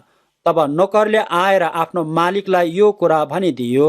तब घरको मालिकले रिसाएर आफ्नो नोकरहरूलाई भन्यो, सहरका सडकहरू र गल्लीहरूमा चाँडो जा र गरिबहरू, लुलाहरू, अन्धाहरूलाई, लङ्गडाहरूलाई यहाँ भित्र लिए। यो वचन र मत्तीको सुसमाचार 22 अध्यायको वचन एउटै हो। येशूजीले यो वचन अर्को ठाउँमा पनि भन्नुभएको थियो। यो वचनमा भएको र मत्ती 22 अध्यायमा भएको वचनको विषय एउटै हो। निम्त्याएको मानिसहरू सबैजनाले बहाना बनाएर इन्कार गरेको थियो। मैले खेत किनेको छु, मलाई त्यहाँ हेर्न जानु परेको छ भनेको थियो। उसले खेत किनेको गलत होइन, तर उसले बहाना बनाएको गलत हो। मैले 5 हाल गोरु किनेको छु भनेको छ। 5 हाल गोरु भनेको 10 वटा गोरु हो। यो मानिस धनी मानिस हो। यो मानिसले आज म गोरु हेर्न जान्छु भनेको छ। मैले विवाह गरेको छु, यसकारण म आउन सक्दिनँ भनेर अर्को मानिसले पनि भनेको छ। मानिसहरूले परमेश्वरजीको महान उपकारलाई, उद्धार मुक्तिलाई इन्कार गर्न विभिन्न बहानाहरू बनाउँछन्। यसकारणले मालिकले नोकरहरूलाई सडकहरूमा, गल्लीहरूमा चाँडो जा र गरिबहरू, लुलाहरू, अन्धाहरू र लङ्गडाहरूलाई निम्तो दिएर भित्र ल्याऊ भन्नुभएको थियो। अगाडिको मानिसहरू धनी मानिसहरू थियो। खेत किनेको छ, 5 हाल गोरु किनेको छ, राम्रो विवाह गरेको छ। तिनीहरू शारीरिक संसारी कुराहरूमा रमाउने मानिसहरू थियो। तर चौबाटोहरूमा, गल्लीहरूमा भएको मानिसहरू गरिब मानिसहरू हो। उनीहरूसँग जग्गा जमिन पनि छैन, घर पनि छैन, गोरु पनि छैन, पैसा नभएको कारण विवाह पनि गर्न सक्दैन। चौबाटोहरूमा, गल्लीहरूमा गरिब, लुला, लङ्गडा, अन्धा, अपाङ्ग, बिरामीहरू हुन्छ। यस्तो मानिसहरू सबैजनालाई ल्याएर आऊ भनेर नोकरलाई पठाउनु भएको थियो। अति नै धन्यवादी हुने कुरा भन्नुभएको छ। धनी मानिसहरू, असल मानिसहरू मात्र ल्याएर आऊ भन्नुभएको भए हामीहरू आउन पाउने थिएन। मलाई आजभोलि पनि गुलियो चकलेट व्यापारीको कुरा याद आइरहन्छ। आजभोलि यस्तो काम गर्दैन। त्यो व्यापारीले ठुलो कैँची आवाज आउने गरी चलाउँथ्यो। गुलियो चकलेट किन्नुहोस् भनेर कैँचीको आवाज दिएर कराएर गाउँघरहरूमा आउँथ्यो। बिग्रेको भाँडोहरू, प्रयोग नगर्ने थालहरू, बटुकाहरू, सिसी बोतलहरू, काम नलाग्ने कुराहरू सबै ल्याउनुहोस्, मिठो गुलियो चकलेटसित साट्नुहोस् भनेर कराएर गाउँघरहरूमा आउँथ्यो। मैले त्यो मानिसलाई यस्तो बिग्रेको काम नलाग्ने कुराहरू लगेर तपाईँले के गर्नुहुन्छ भनेर सोधेको थियो। कुनै कुनै मानिसहरूले मेरो यो भाँडो अलिकति मात्र बिग्रेको छ, यो भाँडो राम्रो छ, सफा छ, प्रयोग गर्न मिल्छ भनेर चकलेट अझै धेरै माग्थ्यो। त्यहाँ ल्याएको भाँडोहरूलाई त्यो मानिसले आफ्नो खुट्टाले झन कुच्याएर भित्र हाल्थ्यो। यस्तो कुरा लगेर तपाईँले के गर्नुहुन्छ भनेर सोध्यो भने यो कुराहरू लगेर आगोको भट्टीभित्र हाल्छु। सिसाहरूलाई छुट्टै भट्टीमा, फलामलाई छुट्टै भट्टीमा, सिल्भरलाई छुट्टै भट्टीमा, तामालाई छुट्टै भट्टीमा, काँसाहरूलाई छुट्टै भट्टीमा हालेर गालेर नयाँ भाँडाहरू बनाउँछु भनेर जवाब दिनुहुन्थ्यो। यो संसारको कुनै पनि काम नलाग्ने भाँडाहरू जस्तो मानिसहरू यसु भित्र गएर आयो भने नयाँ सृष्टि, नयाँ मानिस हुन्छ। परमेश्वरजीको प्रेमले अनुग्रहको भट्टीभित्र गएर आयो भने नयाँ हुन्छ। ख्रिस्टमा तिमीहरू नयाँ सृष्टि हो भन्नुभएको छ। पुरानो बिति गएको छ, हेर नयाँ आएको छ भन्नुभएको छ। यस्तो वचनहरू याद आउँछ। यस्तो वचनहरू पढेको समयमा उहिलेको गुलियो मिठो चकलेट व्यापारीको पनि याद आउँछ। गुलियो मिठो चकलेट व्यापारीले काम नलाग्ने बिग्रेको भाँडाहरू नयाँ भाँडाहरू बनाउँछ भनेको कुरा सुनेर अचम्म लाग्थ्यो। मत्तीको सुसमाचार 22 अध्यायको 10 पदमा विवाह भोजको घर पाहुनाहरूले भरियो भन्नुभएको छ। हामीहरूलाई पनि निम्तो दिनुभएको कारण विवाह भोजमा आउन पाएको छ, धन्यको भएको छ। भजन सङ्ग्रहको पुस्तक 50 अध्यायको 1 पदमा सर्वशक्तिमान परमेश्वरज्यूले बोल्नु भएको छ। सूर्योदयदेखि सूर्यास्तसम्म पृथ्वीको मानिसहरूलाई बोलाउनुहुन्छ भन्नुभएको छ। सर्वशक्तिमान परमेश्वरज्यूले सारा पृथ्वीको सबै मानिसहरूलाई बोलाइरहनु भएको छ।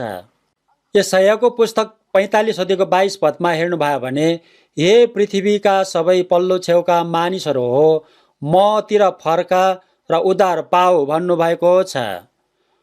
परमेश्वरज्यूले सबै मानिसहरूलाई बोलाइरहनु भएको छ। पृथ्वीको अन्तिम छेउसम्मको मानिसहरूलाई बोलाइरहनु भएको छ। सुसमाचार सारा संसारभरि प्रचार भइरहेको छ। सबै मानिसहरूलाई बोलाइरहनु भएको छ। त्यागेको सबै मानिसहरूलाई फर्केर आऊ भनेर परमेश्वरज्यूले सधैँ बोलाइरहनु भएको छ। 2000 वर्षसम्म परमेश्वरज्यूले सुसमाचार प्रचार गरिरहनु भएको छ, बोलाइरहनु भएको छ, धैर्य गरिरहनु भएको छ। चौबाटो सडकहरूमा, गल्लीहरूमा गएर गरिबहरूलाई, लुलाहरूलाई, लङ्गडाहरूलाई, अन्धाहरूलाई, अपाङ्गहरूलाई, गरिबहरूलाई सबैजनालाई बोलाउनु भएको छ। संसारमा भएको सबै मानिसहरूलाई वचन सुन्न स्वर्ग जान बोलाउनु भएको छ। मत्तीको सुसमाचार 22 अध्यायको 10 पदमा तब ती नोकरहरूले सडकहरूमा गएर भेट्टाएका सबैलाई, दुष्ट र असल दुवैलाई जम्मा गरे र विवाह घर पाहुनाहरूले भरियो भन्नुभएको छ। तर त्यहाँ एउटा ठुलो समस्या भएको थियो। मत्तीको सुसमाचार 22 को 11 देखि 13 पद सँगै पढ्नेछौँ। सँगै पढौँ। तर जब राजा पाहुनालाई हेर्न भनी भित्र आए, तब तिनले विवाहको पोसाक नलगाएको एकजना मानिसलाई देखे। तिनले त्यसलाई सोधे, मित्र, विवाहको पोसाक नपहिरी तपाईँ कसरी यहाँ भित्र आउनुभयो? त्यो निरुत्तर भयो। तब राजाले सेवकहरूलाई भने, त्यसका हात खुट्टा बाँधेर त्यसलाई बाहिरी अन्धकारमा फालिदियो, जहाँ मानिसहरू रुनेछन् र दारा किट्नेछन्। विवाह भोजको घरमा पाहुनाहरूले भरेको थियो। राजाले पनि आएर हेर्नु भएको थियो। पहिला निम्तो भएको मानिसहरू कोही पनि आएको थिएन। उनीहरूले निम्तो गर्न गएको नोकरहरूलाई पनि दुर्व्यवहार गरेर मारेको थियो। यसकारण चौबाटो सडकहरूमा गएर सबैजनालाई निम्तो गरेर विवाह भोजको घर पाहुनाहरूले भरेको थियो। राजाले पनि हेरेको थियो। राजा पनि पाहुनाहरू धेरैजना आएको देखेर खुसी भएको थियो। साँच्चै नै यस्तै भएको थियो होला। तर त्यहाँ विवाह पोसाक नलगाएको एकजना मानिस पनि आएको थियो। राजाले विवाह भोज दिएको ठाउँमा पोसाक पनि दिएको थियो। पोसाक तयार गरेर राखेर भित्र प्रवेश गर्ने ढोकामा विवाह पोसाक दिएको थियो। त्यो विवाह भोजमा निम्तो पाएर आएको मानिसहरू सबैजना गरिब थियो। लुला, लङ्गडा, अन्धा, बिरामी, भिखारी यस्तो गरिब मानिसहरू आएको थियो। पोसाकले मानिसको व्यक्तित्व, स्तर, स्वभाव प्रकट गर्छ। पोसाक लगाएको देख्यो भने त्यो मानिस धनी रहेछ, राम्रोसँग जिउने मानिस रहेछ अथवा गरिब रहेछ भनेर पोसाकले पनि मानिसहरूको व्यक्तित्व स्तर प्रकट गर्छ। सबैजनाले सफा राम्रो पोसाक लगाएर सँगै खाना खाइरहेको ठाउँमा झुत्रे झाम्रे गनाएको फोहोर पोसाक लगाएको मानिस पनि आयो भने आउनुहोस् भने तापनि होइन, म गनाएको फोहोर छु भनेर आउँदैन। यस्तो मानिस आयो भने पनि अर्को ठाउँमा छेउमा सबैले नदेख्ने ठाउँमा बसेर खान स्वतन्त्र हुन्छ। कोरियाको साउनामा गयो भने सबैजना नाङ्गै हुन्छ। कपडा लगाएको मानिस कोही पनि हुँदैन। यसकारण को कुन जातको मानिस हो, कस्तो दर्जाको मानिस हो, कसैलाई पनि चिन्दैन, किनभने सबैजना नाङ्गै हुन्छ। सबैजना उस्तै एउटै जस्तो देखिन्छ। तर कपडा लगायो भने विभिन्न प्रकारको मानिस देखिन्छ। यो विवाह भोजको सबै पोसाक राजाले नै तयार गरेर राखिदिनु भएको थियो। विवाह भोजमा भित्र प्रवेश गर्नको लागि एउटै युनिफर्म जस्तै पोसाक लगाइदिनु भएको थियो। सेतो युनिफर्म सबैजनाले लगाएको थियो। यसरी एउटै युनिफर्म लगाएपछि गरिब, धनी, शिक्षित, अशिक्षित सबैजना उस्तै एउटै देखिन्छ। भेदभाव हुँदैन। यसकारणले सबैजनाले विवाह भोजमा स्वतन्त्रसँग खुसी आनन्दले रमाएर खान सकिन्छ। विवाह भोजको पोसाक राजाले नै तयार गरेर राखिदिनु भएको थियो। बाटोमा भेटेको मानिसहरूले, निम्तो पाएको मानिसहरूले घरमा गएर आफ्नो पोसाक लगाउनु पर्दैन, आफैले पोसाक तयार गर्नु पर्दैन। विवाह भोज दिने मालिकले नै सबै तयार गरिदिनु भएको थियो। दिनुभएको पोसाक लगायो भने हुन्छ। यो विवाह भोजको पोसाक के होला? उत्पत्तिको पुस्तक 3 अध्यायमा हेर्नुभयो भने आदम र हव्वा अनज्ञाकारी भएको थियो। नखाऊ भनेको फल खाएपछि आफूलाई नाङ्गो देखेको थियो। यसकारण उनीहरूले अन्जिरको पात गाँसेर लुगा बनाएर लगाएको थियो। अन्जिरको पातले नग्नता छोप्ने साँचो लुगा हुन सक्दैन। अन्जिरको पात गाँसेर बनाएको लुगा बस्ने, उठ्ने गरेपछि सबै झर्छ, सुकेपछि सबै झर्छ। बेलुकी परमेश्वरज्यूले आदम आदम भनेर बोलाउनु भएको थियो। त्यो समय आदम नाङ्गो भइसकेको थियो। आदमले म नाङ्गै थियो, डराए, यसकारण लुके भनेको छ। अन्जिरको पातहरू गाँसेर लगाएर उधारको पोसाक हुँदैन। यशायाको पुस्तक 64 अध्यायको 6 पदमा हाम्रो सबै धार्मिक कामहरू फोहोर झुत्रा चाहिँ छन् भन्नुभएको छ। मानिसको धार्मिकता अन्जिरको पातहरू गाँसेको जस्तै हो। हाम्रो धार्मिकता भनेको छ, पाप भनेको छैन। मानिसको असल कामहरूलाई मानिसहरूले धार्मिकता भन्छन्, तर परमेश्वरजीको दृष्टिमा मानिसको असल काम, मानिसको धार्मिकता फोहोर झुत्रा जस्तै हो भन्नुभएको छ। मानिसको असल काममा पाप छ, मानिसको असल काममा ढङ्गी पाखण्डी छ। पापीहरूले जति धेरै असल कामहरू गरे तापनि उसको कामहरूले उसको हृदयमा भएको पापलाई ढाक्न सक्दैन। आदमले म नाङ्गै थिएँ, डराएँ, लुके भनेको छ। यसकारण परमेश्वरजीले दया गरिदिनु भएर आदम र हव्वाको लागि छालाको लुगा बनाएर लगाइदिनु भएको वचन उत्पत्तिको पुस्तक 3 अध्यायको 21 पदमा भन्नुभएको छ। छालाको लुगा बनाउनको लागि निर्दोष पशुको बलिदान हुन्छ। पाप मानिसले गरेको थियो, तर त्यो पापको ज्यालाको लागि सट्टामा निर्दोष पशुले आफ्नो रगत बगाएर छाला दिएर परमेश्वरजी आफैले लुगा बनाएर मानिसलाई लगाइदिनु भएको थियो। यो वचनले के भन्नुभएको हो भने अहिले अदनको बगैँचाबाट निकाले तापनि तर पछि कुनै दिन पश्चाताप गरेर परमेश्वरज्यूका फर्केर आउने मौका परमेश्वरज्यूले दिनुभएको थियो। पाप नभएको निर्दोष येशूज्यूले निर्दोष थुमाले जस्तै आफ्नो रगत बगाएर मरिदिनु भएर मानिसले गरेको पापलाई ढाकिदिनु भएको छ।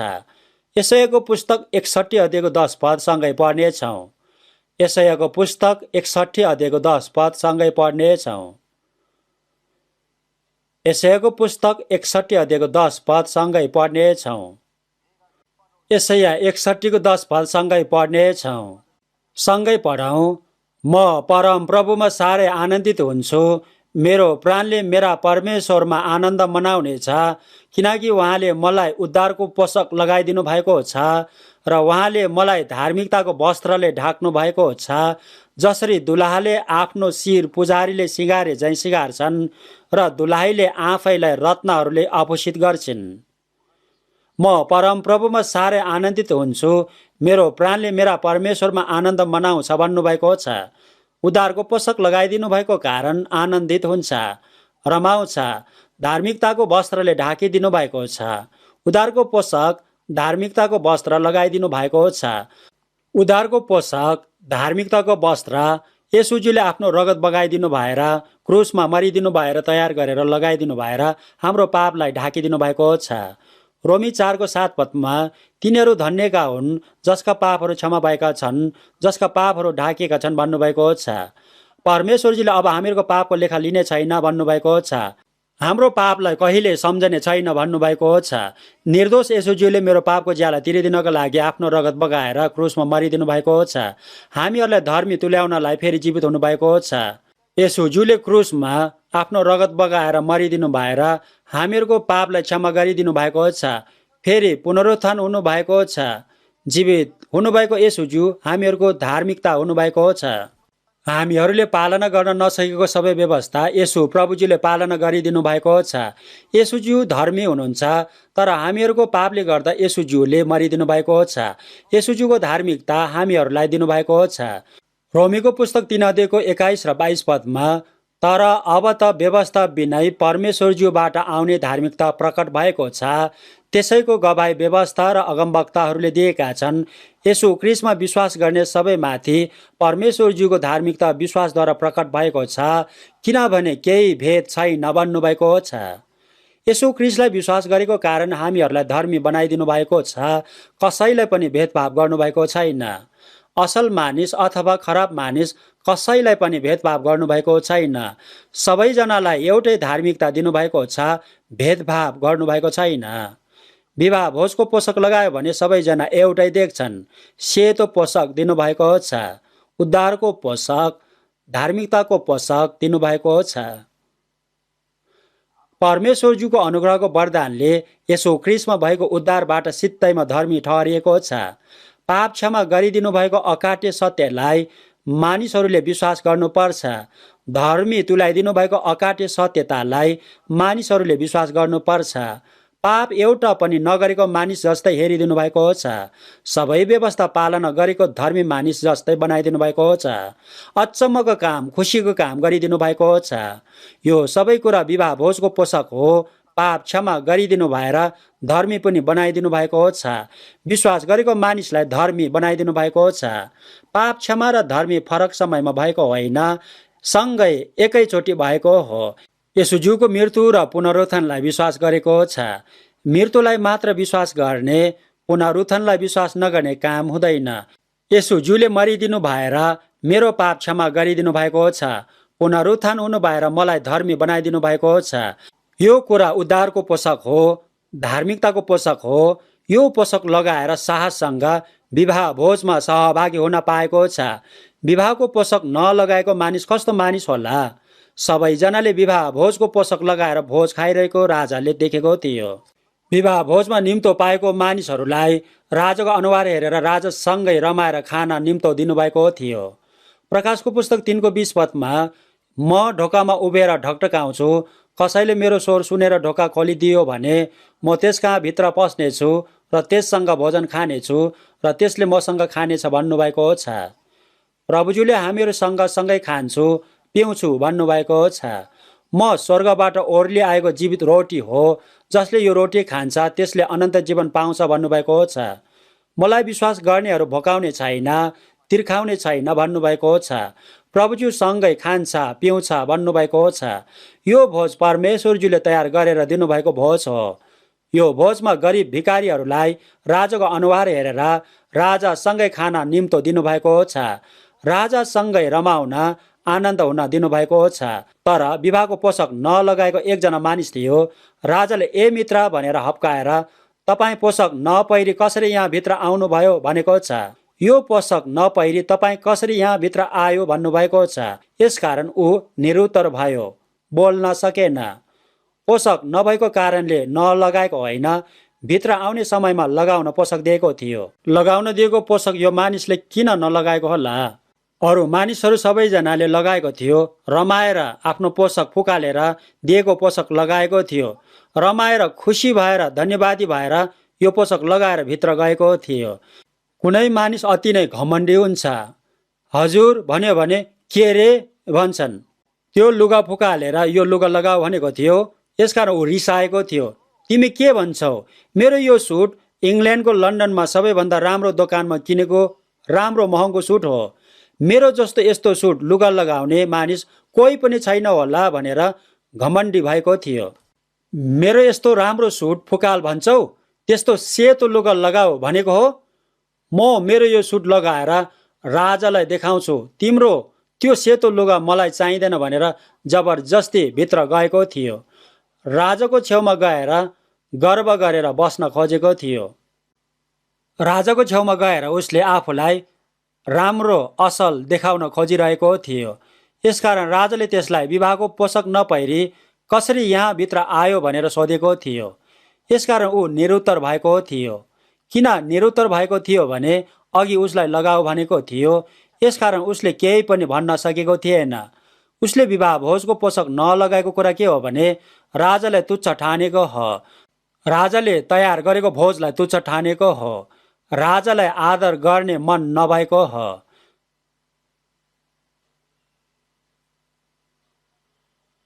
यसकारण उसलाई हात खुट्टा बाँधेर बाहिरी अन्धकारभित्र फालिदिएको छ, जहाँ मानिसहरू रोएर दारा किटिरहेको छ। त्यो ठाउँ अनन्तको दण्ड पाएको नरक हो।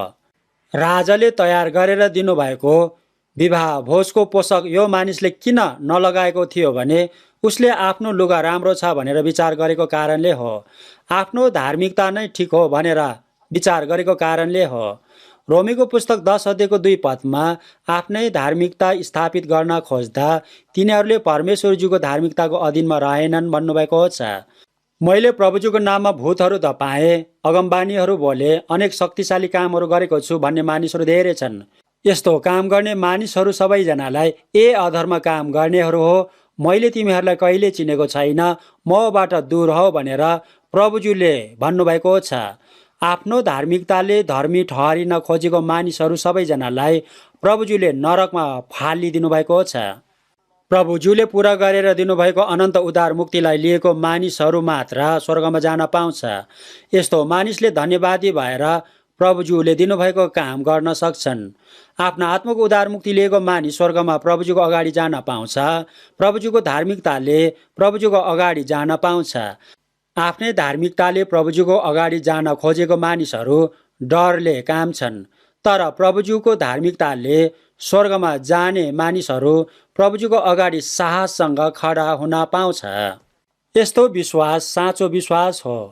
विवाह भोजको पोषक नपहिरी विवाह भोजमा गएको मानिसले विश्वास गरेको थियो, तर परमेश्वरज्यूको अनुग्रह उपकारलाई ठिकसँग बुझेको थिएन। यो मानिस परमेश्वरज्यूको वचनबाट नयाँ गरेर जन्मेको थिएन। यो मानिसले आफ्नो आत्माको साँचो उद्धार मुक्ति पाएको थिएन, साँचो क्रिस्चियन भएको थिएन। उसले राजाले दिनुभएको विवाह भोजको पोषक लगाएको थिएन। उसले परमेश्वरज्यूलाई हृदयदेखि नै आदर गरेको थिएन। यस कारणले राजाले त्यो मानिसलाई तिमी यहाँ भित्र कसरी आयो, किन आयो भन्नुभएको थियो। हामीहरूको बीचमा पनि राजाले तयार गरेर दिनुभएको विवाह भोजको पोषक नलगाएको मानिस हुन सक्छन्। उद्धार मुक्ति पाएको मानिसहरूसँग उद्धार मुक्ति नपाएको मानिस पनि हुन्छन्। परमेश्वरज्यूको वचनले नयाँ गरेर नजन्मेका मानिस पनि हुन्छन्। परमेश्वरज्यूले दिनुभएको उद्धारको पोषक धार्मिकताको पोषक भन्दा आफ्नै धार्मिकताको पोषक लगाएको मानिसहरू पनि धेरै छन्। यसकारण प्रभुज्यूले बोलाएकाहरू धेरै छन् तर चुनिएकाहरू थोरै छन् भन्नुभएको छ। विश्वास गरेको मानिसहरू धेरै छन् तर प्रभुज्यूको वचनले नयाँ गरेर जन्मेको मानिसहरू थोरै छ। ए सानो बगाल नडरा, स्वर्ग राज्य तिमीहरूलाई दिन खुसी छ भन्नुभएको छन्। आफ्ना आत्माको अनन्त उद्धार मुक्ति पाएको मानिसहरू थोरै छ। 1 कोरिन्थी 10:5 तिनीहरूमध्ये धेरै जसोसँग परमेश्वरज्यू खुसी हुनु भएन, तिनीहरू मरुभूमिमा नष्ट भए भन्नुभएको छ। मिश्र देशबाट इस्राएलीहरू, स्त्रीहरू र बालबच्चाहरू बाहेक 6 लाख पुरुषहरू हिँडेर आएको थियो। 6 लाख पुरुषहरू मध्ये यहोशू र कालेब बाहेक अरू सबै पुरुषहरू मरुभूमिमा नाश भएको थियो। बोलाएकाहरू धेरै छन् तर चुनिएकाहरू थोरै छन् भन्नुभएको छ। विश्वास गरेको मानिसहरू धेरै देखिन्छ तर आफ्नो आत्माको अनन्त साँचो उद्धार मुक्ति पाएको मानिसहरू थोरै छन्। मानिसहरू सबैजनाले ध्यान दिनुपर्छ। सानो बगालमा थोरै जनामा हुनुपर्छ। लुकाको सुसमाचार 13:24 साँगुरो ढोकाबाट पस्न प्रयत्न गर, किनकि म तिमीहरूलाई भन्दछु धेरैजना पस्न खोज्नेछन् तर सक्ने छैन भन्नुभएको छ। पस्न खोजेको मानिसहरू भनेको स्वर्ग जानको लागि विश्वास गरेको मानिसहरू हो। पस्न खोजेको मानिसहरू सबैजना प्रवेश गर्न पाउँछ भनेको भए राम्रो हुने थियो, तर पस्न खोजे तापनि पस्न सक्ने मानिसहरू थोरै जना हुनेछन् भन्नुभएको छ। मत्तीको सुसमाचार 7:13 र 14 साँगुरो ढोकाबाट भित्र पस, किनभने विनाशमा पुर्याउने ढोका फराकिलो र बाटो सजिलो हुन्छ र यसबाट भित्र पस्नेहरू धेरै हुन्छन्, किनभने जीवनमा पुर्याउने ढोका साँगुरो हुन्छ र कठिन हुन्छ र यो भेटाउने थोरै नै हुन्छ भन्नुभएको छन्। फराकिलो ढोकाबाट र साँगुरो ढोकाबाट पस्ने मानिसहरू भनेको अविश्वासी र विश्वासी मानिसहरू भनेको होइन। विश्वासी भनेको मानिसहरू धेरै जसो फराकिलो ढोका फराकिलो बाटोमा जान्छन्।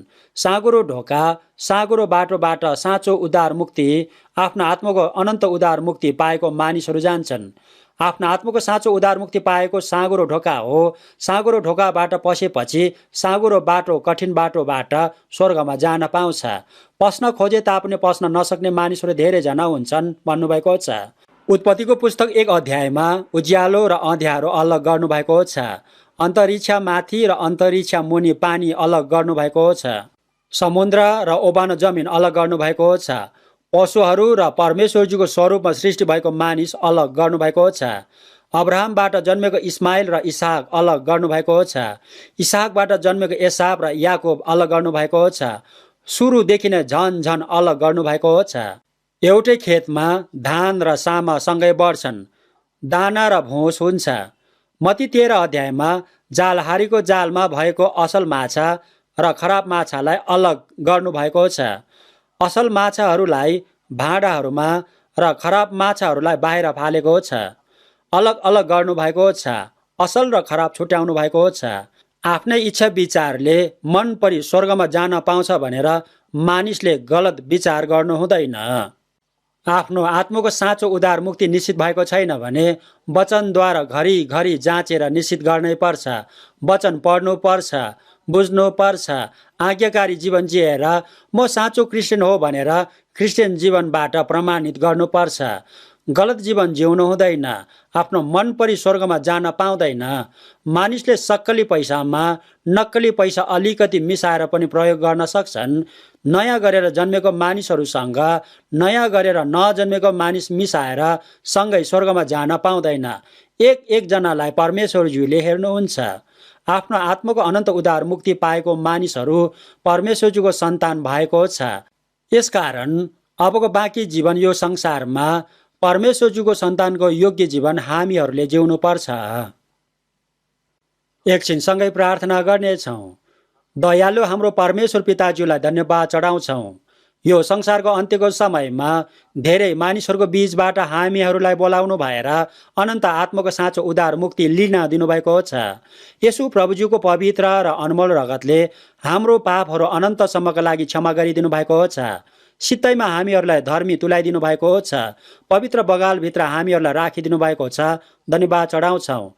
हामीहरूले अबको बाँकी जीवन परमेश्वरज्यूको सन्तानको योग्य जीवन जिउन सक्न वचन र पवित्र आत्माज्यूको शक्तिले हरेक दिन झन् नयाँ हुन सक्न सहायता गरिदिनुहोस्। हाम्रो प्रभु येशू ख्रीष्टको नाउँमा प्रार्थना चढाउँछौँ। आमेन।